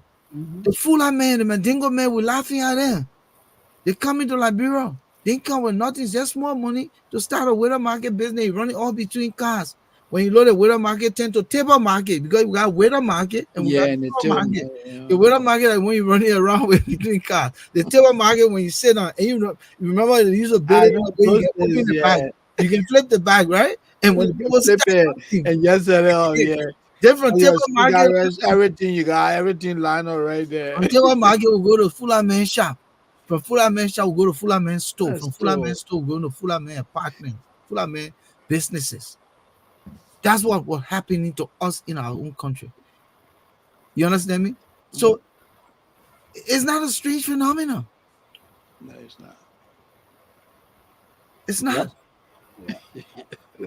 I think it's people who don't know that this. They don't know, they speak Uh, So, out. but so, why so has that? But why has that even got to do with the sanctions on him that he Oh, well, can't he visit? said he doesn't want to come to America, so the sanction means nothing to him, and he cannot afford to Samuel come. Abu added again. As a minister in Liberia, you depend on government to buy vehicles you ride or Yeah, drive. But in America, even a poo cleaner can afford any vehicle. I of know poo course. cleaners who are riding Tesla. Oh, my I've, man. I've been to Liberia all these years. I haven't seen one Tesla yet. I have not seen one Tesla. I intend to take a Tesla to Liberia. I just need to carry my charging port, set it up, Yeah, and I'll be riding that's, Tesla. yeah, Why the Tesla. fuck Yeah, you know millionaire's yeah. jar of gas? I'll be riding my Tesla. Just go ahead. Yeah, But I pray for Joseph Baga to build the roads he promised to though. yeah, he did. He did promise that one of his primary goals is to make sure that the Ravas International Airport is Thomas given a Awaji, I'm telling you the truth. The Fulas and the Mandingos who are from Guinea and other places are the cartoon pushers. Liberia got cartoon pushers too. What you of talking? course. Yeah. Back in the day, LIB, Yeah. when people had to leave from everywhere else to come to Liberia to go for visa, to come and shopping, there are people who I work with here in this country from Sierra Leone who said to me, my man, back in the day, y'all were the thing. We used to leave from Freetown to come to buy uniform from the man were calling Laranco. The man were calling Oreo store. So we used to come to Liberia to buy uniform. We can Mhm. get those days back. Of course, it's possible. So yes, But those things can we have happen. cartoon pushers in Liberia. Yeah, and Right now. You know how many people left from Ivory Coast all over the sub-region are in Liberia doing well? We're I'm laughing at told that them. most of the guys, in fact, in Liberia, they are into construction, right? Construction, masons and stuff, Yeah, yeah. and they do other good jobs. And we're But leaving our own people because they're not serious. So they are cartoon pushers in Liberia. So Prince Jose know what he's talking about. No, he Cartoon doesn't. pushers all around him. Yeah. Let me just give you a little bit of data from the Pew Research Center, January 2022, has to do with African Black immigrant education in the United States. Overall, Black immigrants earn college degrees at a similar rate to U.S. immigrants overall. 31% of Black immigrants ages 25 and older have a bachelor's degree or higher. absolutely. Yeah, yeah. So when African immigrants come in this country, of course, as you said earlier, you have to begin from somewhere. Your education will have to be evaluated. Sometimes all of your credits or whatever are not accepted. Sometimes you have to go back to school. Sometimes you start from a job to build yourself up, which everybody does. And you all are just giving an example here. When Mhm. the Fula man come, he took with a market in the street, then he start building himself up, and eventually he gets to that place he Make wants to get just to. somewhere you It's just settle down. Yeah. and the same thing with the Liberian immigrant. They come here to start from somewhere because you got to live, right? You got to Yeah. live while you're chasing the dream. So you go And to if the also, group the who go same to thing I the said that now that when the Fulham man builds apartment buildings in yeah, Liberia, Liberians yeah, go to rent from him. There yeah. are pure Americans Liberians born here, here, yeah. Liberians immigrants who own property. Yeah, and they're renting Are from those. renting Yeah, from. yeah, I yeah. know a young kid in Newark, New Jersey, a Liberian kid, my friend's daughter, who is a multi-millionaire now. The little girl came and she worked, did a scene, cartoon, something, whatever. She got some money. She bought, first thing she did, she bought a McDonald's franchise. She made some money. She bought another McDonald's franchise. Now she has a big place on Broad Street in Newark, New Jersey. She See that? has McDonald's all over the places. And who she So hire? yeah, she's American. American people. Working So for this her. and what's her age? 30 years, 35 years old. So this whole thing about you have to begin from somewhere, and a lot of people are doing it. So there's nothing wrong with that at all. No, it's not a The Prince crime. Johnsons do not understand what people are talking about. And Moses, I think you made the point earlier. He's seeing the thing coming closer to him. Yeah. Talking, he's scared. He's talking out of fear. He's making big more. If it wasn't coming to you, then you make big more. That's what it is. Mr. Johnson sees now that this government will be very serious about fighting corruption and Oh, holding let him people. sit on there and think because he said he Yeah. gave Jeremiah Kunso he Yeah. will he will walk away scot free. Let me open the line quickly. 404-272-2808. Call and contribute to the conversation. We'll open the line for 15 minutes while we continue the discourse. If people call, we'll extend the call time, but if not, we'll just open for 15 minutes and then we'll go into memory lane and what type of country is this because we're running into our peak hours. So again, the number to call 404-272-2808. Call, weigh in. The conversation is broad. We're talking about Prince Johnson and his claim that the Magnitsky Act means nothing and there will be nothing to come out of it, even not just for him, but all of the people that were sanctioned. So Moses said it that emboldens corruption Of for him course. who said he's supporting a change to be Yeah. making such statement.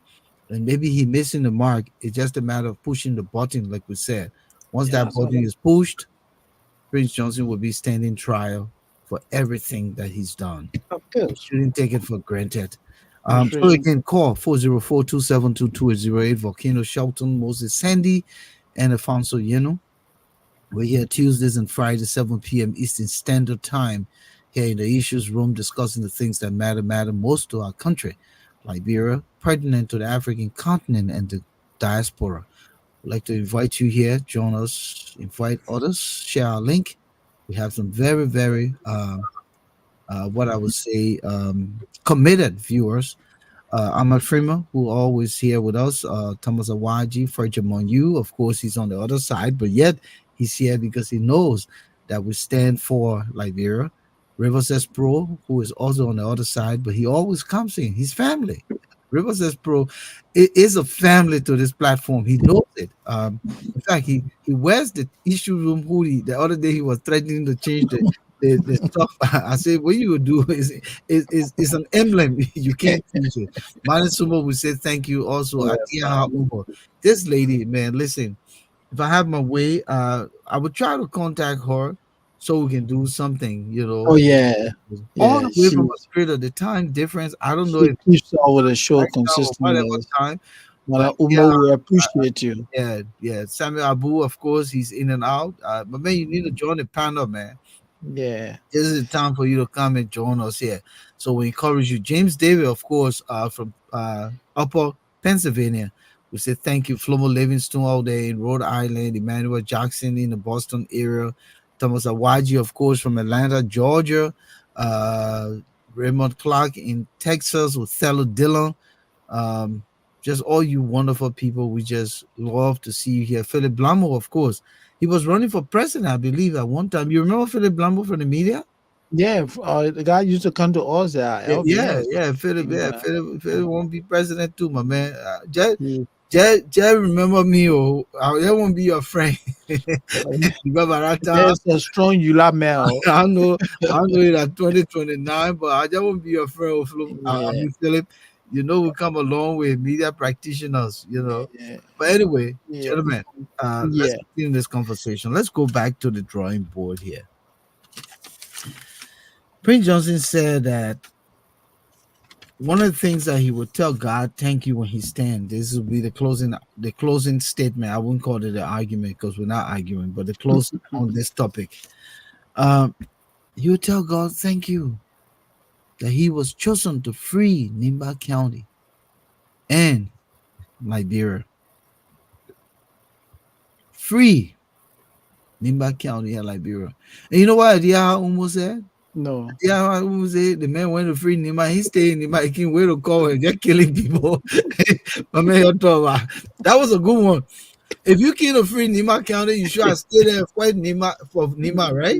Don't Yeah, leave Nima. but he You can't. travel all the way, just killing people until you get the council out. But He you know comes around, man. one thing that bothers me, and we're having this conversation, when Prince Johnson slapped that poor woman, Wata Allison. Hmm. My man, don't tell me you didn't see the video. Yeah, I mean, yeah, I know. I didn't see it. Okay.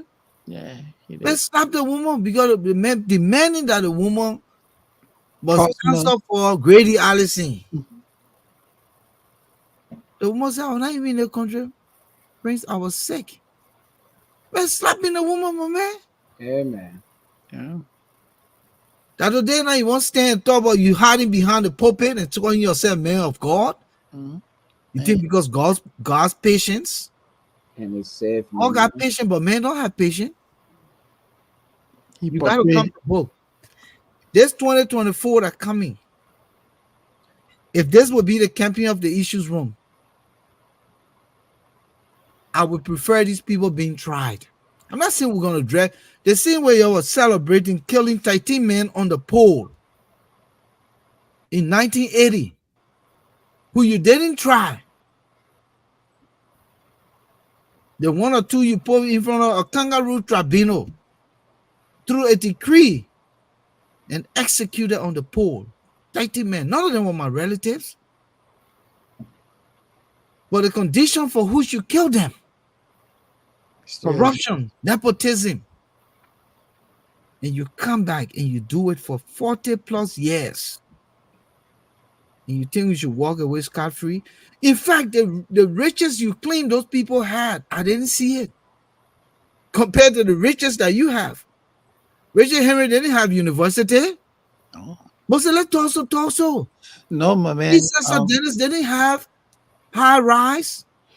No, Frank Tower, all the things they're talking, the man had a house in Bensonville. It's a relic now. It's a frame. but Volcano, not a cut you off. Just When Tower was hold on small, baby. Hold on small. That's now. Hold on small. yeah, When Tower was traveling, he did not travel with 65 people. no. He didn't get Not a this whole cabinet. 47 condominium. Yeah, What we talking here? yeah. Then you think you can just stand and just talk nonsense because you say you man of God. What made you man of God? Show me your doggone seminary studies and your degree and your ordination. I can open a church right in Liberia tomorrow. I got enough money to go open church. How much it take to open a church? I built one long building, put chairs inside, and start preaching the gospel. What type of nonsense is this? Our country is cursed if we don't move some of these people or the power or the position of impunity where they can just sit and talk nonsense because they think that Liberian people stupid. The Liberian people started by the elections, by taking some of them out, and the Liberian people must cry on Joe Boakai, and the issues room will cry on Joe Boakai to establish this economic crime court. Make the case. Even if we don't get to the war crime court, we can start with the economic crime court. We got to do something to change the trajectory of our country. We must move forward. Was it all of us on this platform here? We ain't got long on this earth. And if we can see good for Liberia now, we'll never see good for Liberia. And then all our lives were wasted for nothing. When you and I were schoolings before the war, we were damn serious about being great statesmen who will contribute to our country. Here we are in exile. Here's a new formation coming. The people still fighting for job. The old people fighting for nonsense. Mm-hmm. You are there, you do nothing for the country. Why you can get some new people chance to who now fight to develop themselves to come and add value? I mean, life is a stage. I will leave you all to it because Yeah. listen, these are the things that can really hurt me. But man, so now I just lay and look at the city and say, why this beautiful country just went to nothing, to zero? At least I know a better part of that country. And I'm sure a lot of people here watching and viewing tonight know a better part of Liberia. Look at the Duper Road, how the place was so beautiful. Just like when you're driving in the suburbs here of Pennsylvania and many other parts of this country, you see how houses were built with ordinance. The man, 1 lot or 2 lot or 1 acre is designed, the corridor there to get to the next man's house. But my brother, you ain't go to Liberia yet, but you go to Liberia, you'll be discouraged. In the alley, nowhere to pass. People build their houses, put it in fence, but the car can't come. They got to park way in the gas station somewhere for somebody to mind the car. Can you imagine? Then they walk by land to get to the house. Then what is the beautiful Duper Road, beautiful Pine Avenue, beautiful Cinco, beautiful Congo Town. Now you guys just mess this place up, just destroy the country. So, just to buttress what you see in Volcano, can you imagine if he left work and said, "Let me stop at the grocery store to get some food," you know? You told it better. Yeah, but man, can you imagine? The husband on the road. Park the vehicle, then you have to literally ask somebody to help you take the food, maybe walking almost 20 minutes. Then what's the essence of having the vehicle? Yeah. You park your vehicle, you're paying somebody. If the man doesn't keep a watch on that vehicle, the next morning you go, your windshield is broken into. Right, Volcano? Mm-hmm. These problems are there. Only because we have no city ordinance. We do not have laws that clearly defines that, hey, this is a commercial area. This is residential. You build your nice house. The man comes and open a nightclub right side you. You can't go to bed in peace. And not only that, they take the speaker and put it on top of the roof. I mean, what kind of society is this? I remember the Minister Weeks, and she was Minister of Public Works on the Ellen.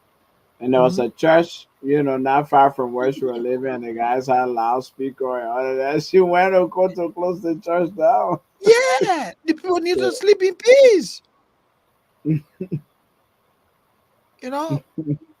So it's so sad.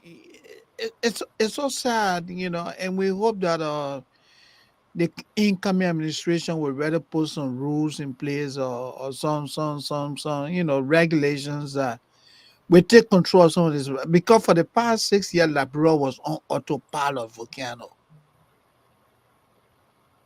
Liberia was like a society that no one was in charge. No one was in charge. Everybody did their own thing. And that's the change that people are looking for now. They do not want to see a repeat of what happened for the last 6 years. Moses, man, when I look at Liberia, man, again, I'm not saying these things because, I just want to say it. But quite frankly, we have regressed. Infrastructural development is not the essence. Infrastructural development is not the essence. The mindset of the people. Let me nod my head here so you can know how serious I am about it. The mindset of the people. The human capital of a nation is greater than the infrastructure that stand out there. Yep. Why build high rise when you have no elevator? Mm-hmm. Yeah. And you have to literally tow gallon. 2 gallon of water to flush the damn bathroom. Why Why build high rise when you have no running water? Water and seawall cannot even produce water. and be high rise? Then you build high rise. Does that make sense? With people hauling water by gallons. Then you say you're developing? No, For Volcano, that's modern slavery. you're not developing. Why build drainages when people are going to turn it into dump sites? And you say you're developing? George, we are going to look at a road from red light to Iyarebe Junction. Go see the dike in the damn drainages. And you have a mayor in Pinsville. Nothing. So it's not a matter of developing the country infrastructurally. It's developing the minds of Mind, yeah, developing the mind. the helping the citizens. What is their commitment to the country? What is their pride in the country? So when we come here to talk about these flaws, we're not talking about it to denigrate the country. Liberia will rather remain Liberia. But what will happen is that if you wipe out certain group of people and bring in good group of people, Liberia will change. Liberia today is a laughing stock, but Liberia will not remain a laughing stock forever. Liberia today does not stand firm in the community of nations like it used to be, but it will not always remain. It is the will and the push of that red button. We got to have another show called the push of the red button to bring Women Boakai back. No, seriously. No, but The push of the red button, man. Listen, we've got to push. you just gotta push that red button to Gotta push release the it. red button, man. We've got to push the red button. We've got to push the red button. Women Boakai is in the States, so if He's we in the want to get States, yeah. in, we can reach out. Let's try it. We got to push the red button, man. We can do this. We can do this again to our country, man. We can do this, Moses. Moses, man, look, Benny and I lay back and I cry. Well, you and I, when we were in high school, before the Civil War, we were focus driven, young people just wanting to learn to be contributors and successive leaders. To take over. Even in church, it was a thought to teach Sunday school as well. Yeah. Your big brother then. So we had, I don't know about you, but in the Baptist compound, we have what we call the Royal Ambassadors, the RA. Anyone who is a Baptist knows we go to the Baptist youth camp at the seminary and we learn the Bible. So we have stages where you got to graduate from lad to seeker to whatever until you become a gentleman to a counselor.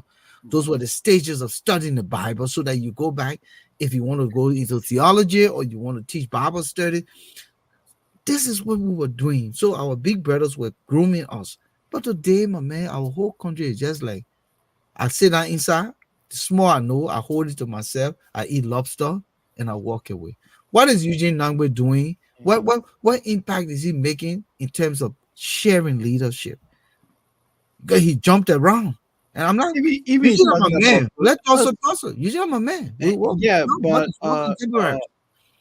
Volcano, let me support you on that. Even in terms of productivity, what impact has Eugene made at the maritime program?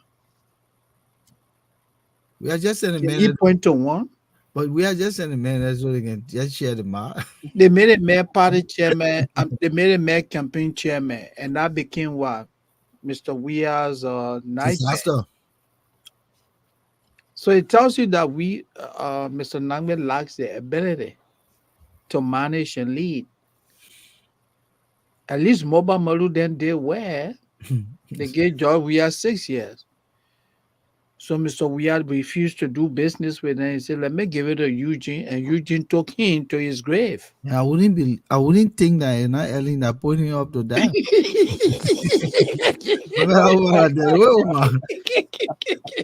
Ellen put that man up there. You know why?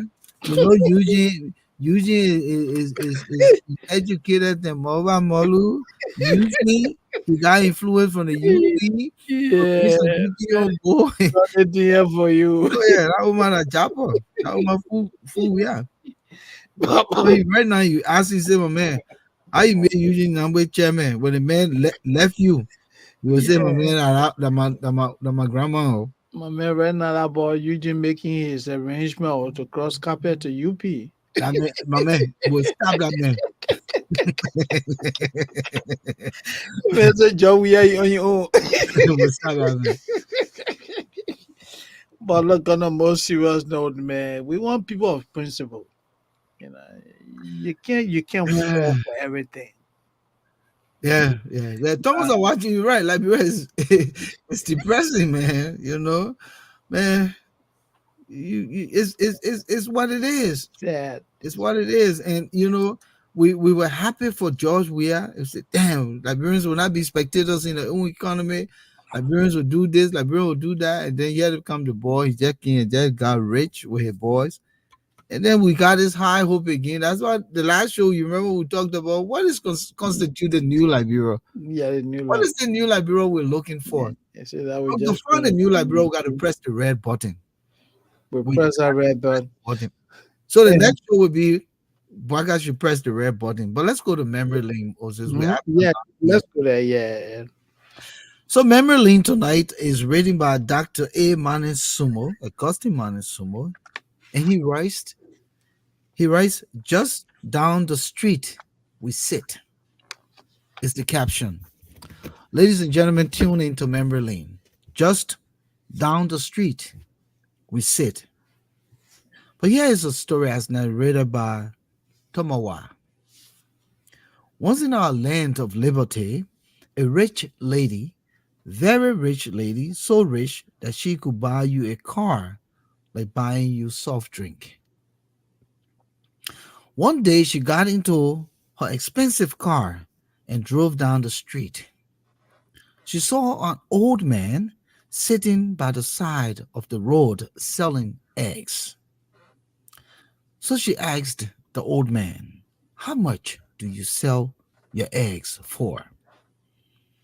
The old man replied, 50 cents an egg, madam. Then the lady responded, if you like, I'll take 6 eggs for $2, or I'm leaving. The old man replied, don't leave, buy them at the price you want, madam. This is good start for me because I haven't sold a single egg today and I need the money to live. So she bought the eggs at her bargain price and left with the feeling that she had won. She got into her fancy car and drove to a fancy restaurant with her friend. She and her friend ordered food they wanted. They both ate a little and left a lot of food that they ordered. They brought the bill and it was $150. The rich lady gave $200 and told the fancy restaurant owner to keep the change as a tip. Just down the street sits a poor street vendor who was robbed $1 by the very same rich lady. Just down the street sits a poor man who had not had a meal till he sells his eggs, yet the rich lady paid for food she and her friend could not eat. Just down the street sits a poor man who needs tip, a tip worthy to give hope and life. Just down the street sits you and me, hoping to make a sale to live. Just down the street, down the street, down the street we sit.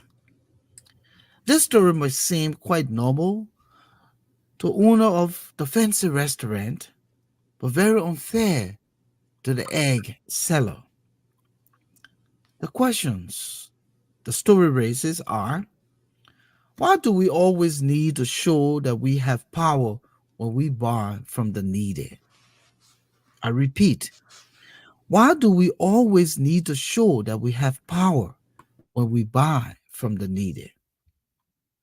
Why do we always need to show power when we lead the needy? And why are we generous to those who don't even need our generosity? Keep the change. Keep the change. Keep the change, we say to the ones who don't need it. But the poor are scorned and robbed. I know that most of you will not share this message, but please try to share it. Share memory lane. Please always share memory lane. If you are one of the people who have taken time to read this far, then this message of attempted humanization will have gone one step further in the right direction. Down the street, we sit. I come in peace.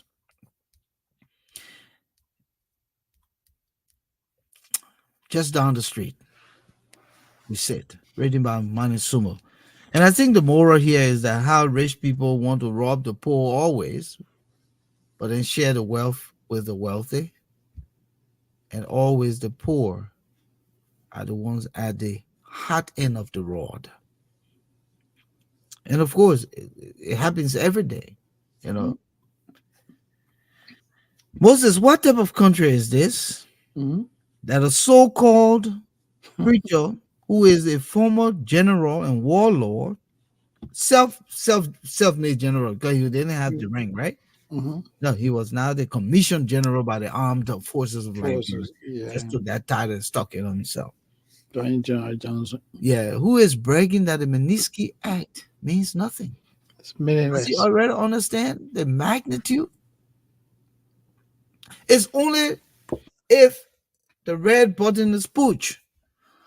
Listen, guys, I want you to campaign for the pushing of the red button, man. We got to push the red button on the issues room so that Prince Johnson can understand the Magnitsky Act is no joke. We got to push the red button. But what type of country is this that a quote unquote preacher, pastor, who took $50,000 away from Mr. Cummings, and he turns around and call him gay?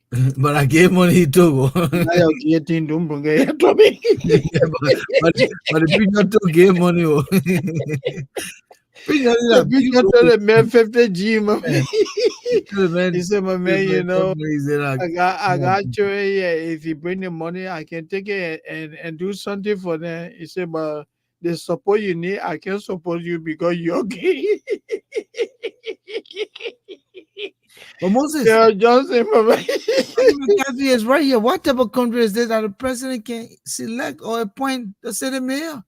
When it's on Yeah. the electoral post, the superintendent and the mayors and all of that. But you know that old lady Ellie, because she wanted to use her power, the old lady so power grieved that she decided to go contrary Never bro that, yeah. to the tenets of our elections law in the country.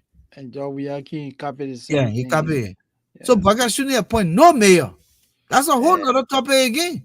Oh, We yeah, gotta that go could be a back to whole the status discussion. quo. Yeah. We gotta go back because myself won't run for mayor of Pinsville, my man. Yeah.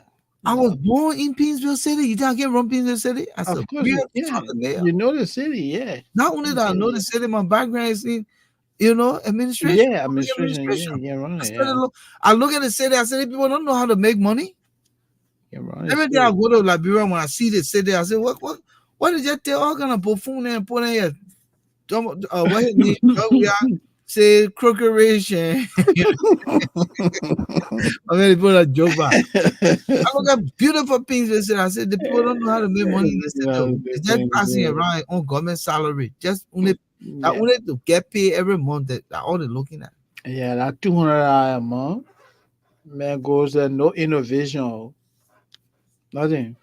Stays What to the country is this, Thomas Awaji, where criminals do not comprehend what sanction means? whatever country is there when Prince Johnson when he hears about war crimes, it turns out to be a nightmare for him. They make you hardly sleeper, man. All the people Prince Johnson making when Joel House just sent her boss that was shaking the last time he was all over the place confused. He said, he said, he said she sent some people here to attack me. The general was complaining. Oh, The general who's a general, he tango, he was calling sunshine, he got scared. Joel House when they sent her beginning home, say I go shake that man. he said, whatever there, my man, chanting. The general guy here, come, my man. He didn't put on defense, though. No, he bring AK-47. Oh, the general guy here, come, But he went under the canopy of being man of God. yeah. He said, you get the general home. But let me ask you something. Stood up, Moses, man. Yeah. if you can't even pray for yourself, you'll go under the anointing of Prince Johnson. No, you're a Christian, my man. I'm just asking you. No, other speaking, my man, If even you can't pray for yourself, you'll go under the anointing of Prince Johnson and George Weah. Let me add one more picture to it. Prince Johnson and George Weah. You go under the anointing. there are some churches that I would not want to associate with. I would not go to John Johnson Church. I would not go to John Weah Church because my man, the man goes to church. The politics, I'm going to church for the man to preach politics to me. And you remember the person that voted for Liberia to because the entire world was calling for ceasefire, the situation with the Palestinians. The what woman? Yeah, so the man said, Joe, we are the person who voted in support of the decision for the continuation of the war. God will not bless that person. They said, but Mr. President, why can't you just call the name and dismiss the person? Whatever country is this? Thomas Awaji says that Sunshine could never answer tango. Yeah, is it? Prince Johnson said, well, I said tango, and all the ECOWAS commanders, everybody there. How you think I was able to do that? Well, listen, yeah, I think I heard one of those guys talking about this. Whatever country the public university LU doesn't have, I think he meant it's not equipped. Yeah, With a library for research studies, but they're introducing a PhD. I heard about that. It's absolute nonsense. Yeah, it's absolute nonsense. It's an insult. It's an insult. Yeah, it's an insult to the rigorous nature of obtaining any doctorate. Now, people always confuse PhD as a doctorate. No, as a doctorate in general. Okay. But they're doctorates. Oh, of course, yeah. So instead of using the term PhD, Doctor of Philosophy, a Doctor of Philosophy is not the only doctorate degree. People got to get out of this mindset, and that's the ignorance of even the so-called people who are considered to be in academia. They don't even distinguish that they are doctorate degrees. Yeah. A PhD is one of the doctorate degrees. So not every doctorate degree is a PhD. Sure. I hear people talking about, the PhD. Stop using the word PhD. Educational leadership, you can have. Just say a doctorate degree. So it's early equipped to open a school that will offer doctorate degrees. Offer doctorate, of course not. Yeah, let's stop this because even the advanced PhDs, many universities cannot. But many colleges, even in America, cannot even produce advanced PhD, and they have the best equipment, the campuses, the library, the classroom, professors. Yes, you don't even have the professors. You don't. Or there are a couple of reasons why at the University of Liberia should not even dream about offering a PhD. First, like we said, you don't have the library for that. You don't have the equipment. You don't have the professors, even the research materials. But the support. You don't have them. The support.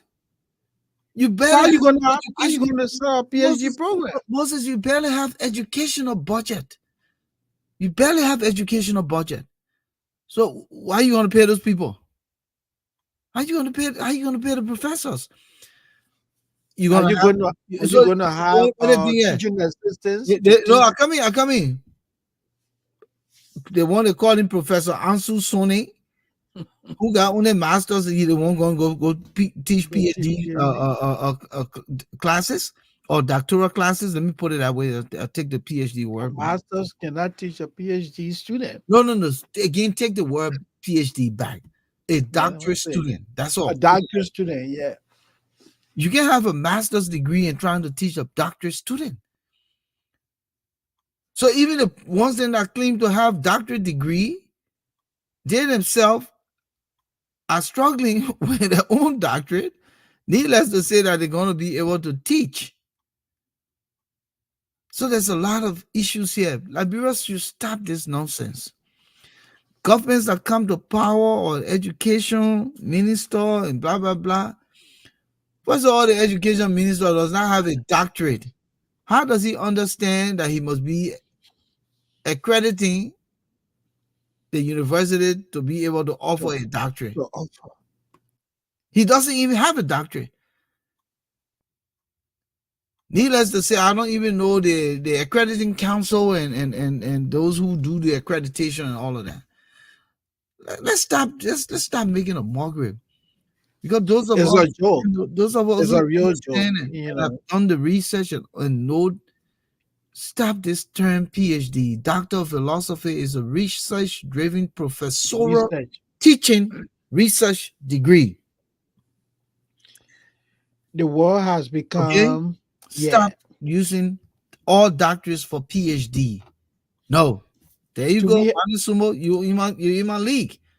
The Do we- EDD, Doctor of Education, the DB, a Doctor of Business Administration. Okay? We have the Psych D.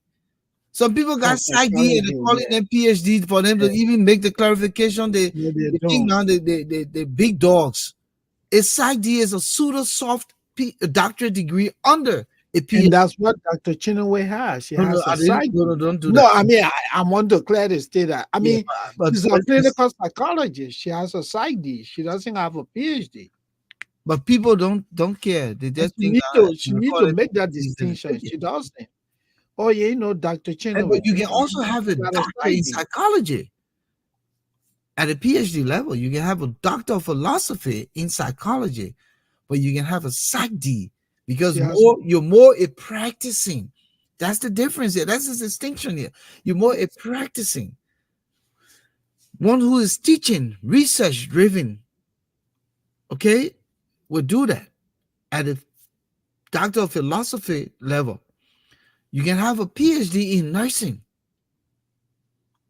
You can have a PhD also in communication. But you can also have a doctor in nursing, which is not a PhD. Like you said, doctor of journalism. Yeah. But did you know that even the doctor of jurisprudence, people were thinking that it's a doctorate degree? Of which is basically the first degree in law. Yeah, we got to see the doctor. They think that the person got doctorate. Like for instance, a doctor in chiropractor, or a doctor of chiropractor, whatever you want to call it. That's not a PhD. No. A doctor in pharmacology, a D-Pharm. It's called a D-Pharm. It's not a PhD degree. So they are doctorates. So the university should open a school of doctorate degrees and let us stop saying PhD. So for those of you who didn't get the education, get it tonight. Not every doctorate is a PhD. You need to draw that distinction. It's a PhD. Stop doing this. It shows the lack of intelligence. It shows the lack of research. It shows the lack of that we don't know what we're talking about. So the university can still open and do doctoral programs. They're not intensely research driven because they don't have the capacity, but they can open a doctoral program and offer some But doctorate outside of research.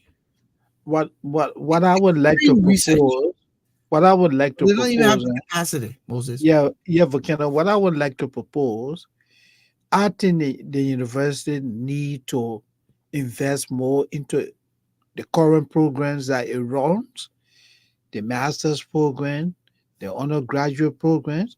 I mean, look at it. Look at the terrible learning condition at the University of Liberia. The classrooms are overcrowded. You don't have chairs. You don't have an efficient, library. You don't have reading materials. You do not have Moses, an Moses, Moses, internet Moses, cafe. don't come preach the gospel here again. We know these things. So it's Yeah, nonsense for these people to come and pretend here that they can produce doctoral students in Liberia. Because that's even the ones that called and said that, so George, we are going to teach. Joel Howard Taylor going to teach. that Oh, no, no, no. I'm just George joking here. Weah is an honorary Hey, title. Ome, you're not getting me now. But yeah, but get the conversation here. So, So and the so people that got doctorate degrees now, they're going to yeah. go teach. So remember go teach it. Yeah. What? What type of I love country is class. this? I want be in our class. Oh, What type of country is this? where That the George Weah is. University of Liberia does not even know the distinction in the types of doctorate degrees, and they're all generalizing it to offer PhD. What type of country is this? That they don't know that there are different kinds of doctorate degrees, and yet they're putting everybody in one part and say, "Oh, we're gonna offer PhDs." And the Are you for real? professors that they're going to recruit to teach in our school, in the doctorate school, right? How much each of those professors will be earn? Are they going to pay the people 1,000 a month? Or Moses, Yeah. saying they got free education under the job we are playing. Will the doctorate degree, the doctorate program be free? Also be free. I think the income And I'm telling administration you will right put now, a you fees to cannot that. use all Liberian doctorate degree holders to teach. It ain't happening. No. You gotta go outside. You gotta go outside. And recruit. And you're not going You outside ain't to bring take people for money. a peanut. No. When How Bele then sitting down in the legislature and making 15 grand. I met with PhD that's supposed to be training people and Yeah, you're paying 500 a yeah. month. When You bet. Bele, I say Bele then sitting in the legislature and making 15 grand, then you will bring doctoral professors to teach for chicken change. Let the You people know, stop this thing. They're not Musa ready for Musa ability the country. there. The country is a Not they, people they fat keep and they making keep all that making money. they keep making us a laughing stock. Yeah. We're not ready. People are jokers, I'm man. not saying we don't have the capacity to do that, It's costly, my man. but we're not ready. Country is not ready yet for that.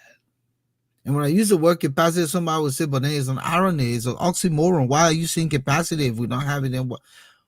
But when I say the capacity, we have a few professors in Liberia who hold doctorate degree, whether in philosophy or in the area of distinction, that will be willing to teach.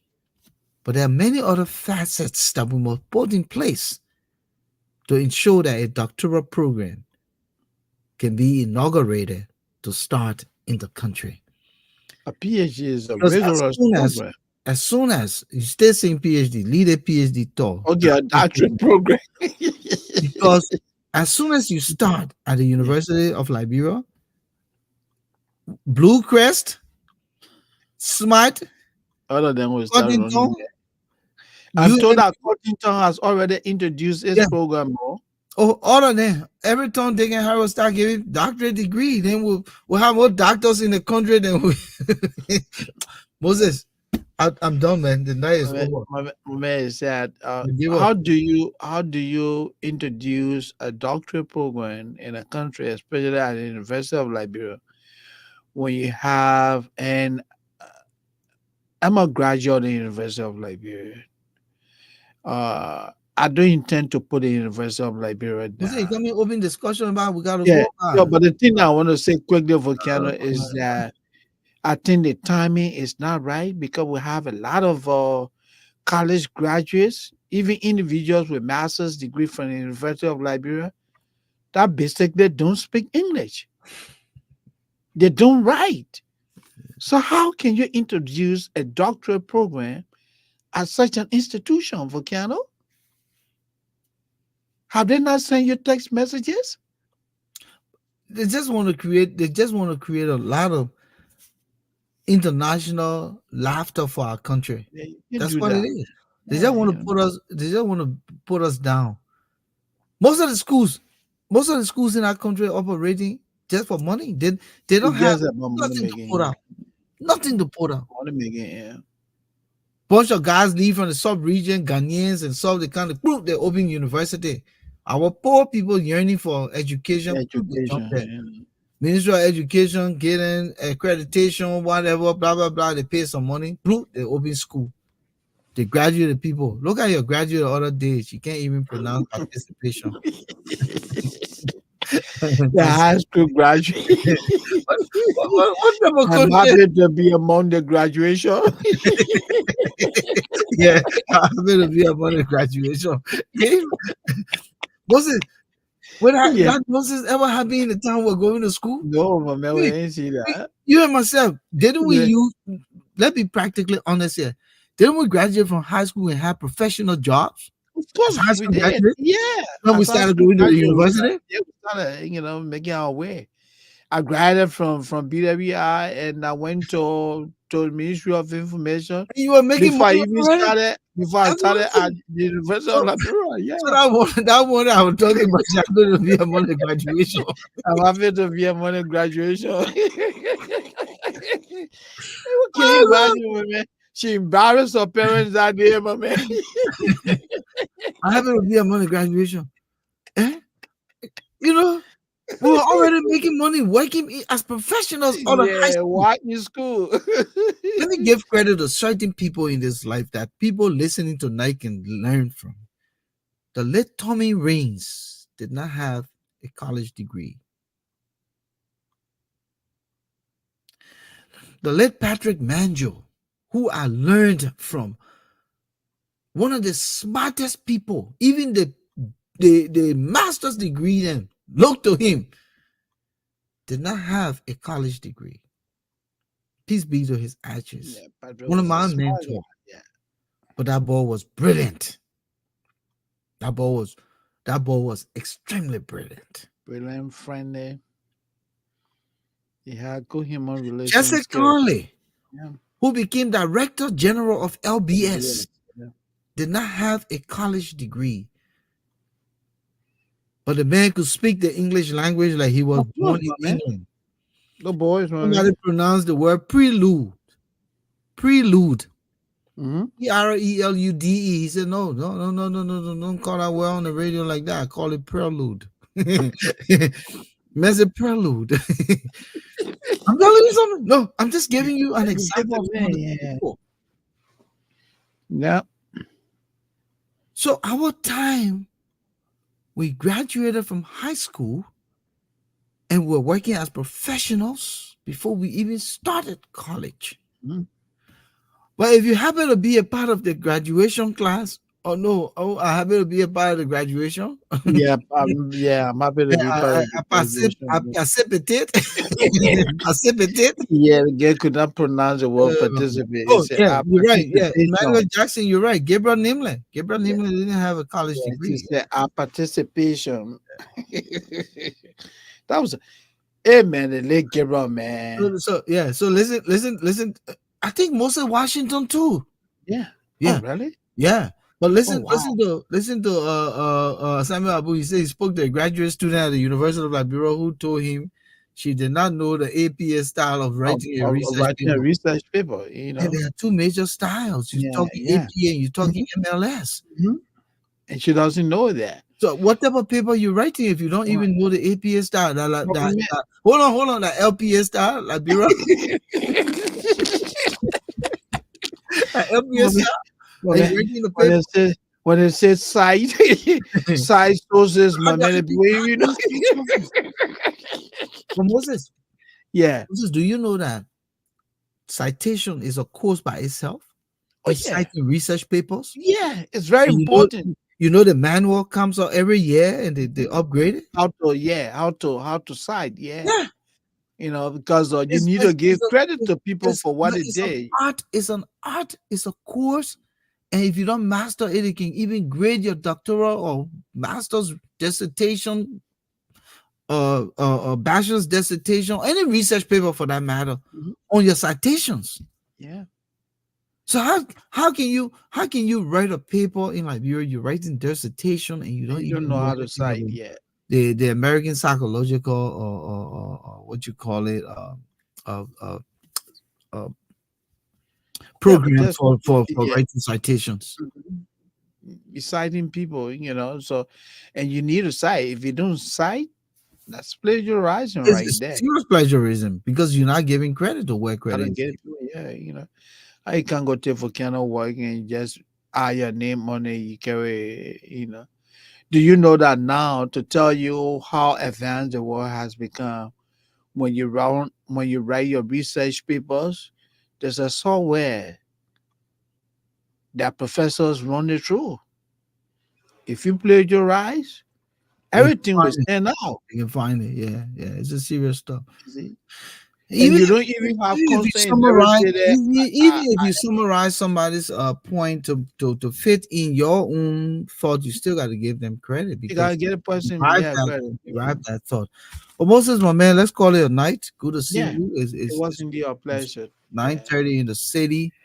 I thought it was yeah. a good And conversation. Prince Johnson, it's the matter of pushing the red button. And if that red button is pushed by Joe Boyka, I don't care what uh, contribution Nima County made through your instrumentality. You have to pay for it, whether it's corruption, whether it's war crime. We gotta fix our country.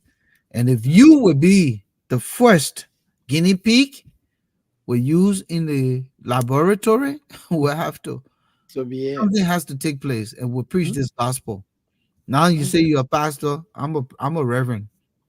Okay, Yeah. we're gonna preach this gospel. We're gonna preach this message here in the issues room. Something has Okay. to happen. We can't continue to let you guys live in your grandeur, live in your luxury at the Okay. expense of the people, and then walk around and bread. But then his church is collecting offering. Yeah. That's still fueling. Oh, That's my still man, fueling his pocket. you're talking the thing. The main church was packed. Do you know that after the service, people form queue to go to the main office To ask him to push the agenda to for push job. their agenda for jobs? You think they think that joke? Yeah. Yeah. But gentlemen, But it was ladies, indeed a great thank you show. so much for joining us here tonight. Next week's show will figure out. I mean, today's Tuesday. Friday show will figure out if we should push the red button. Thomas Awaji, you think we should have the show to push the red button? Yeah. Jackie McCaffrey, we need to push the red button. We gotta start this war crime court, economic crime court. Even if we start a war crime court, we gotta start the economic crime court. Of That's course the we one do. that would deal directly with the sanction and what have you, and take some of these guys' ill-gotten wealth back and put it into the country. Mhm. And we got so much work to do in our country, so much work, and we can't allow these people to parade around here with the ill-gotten wealth in 6 years, in 12 years, in 18 Absolutely. years.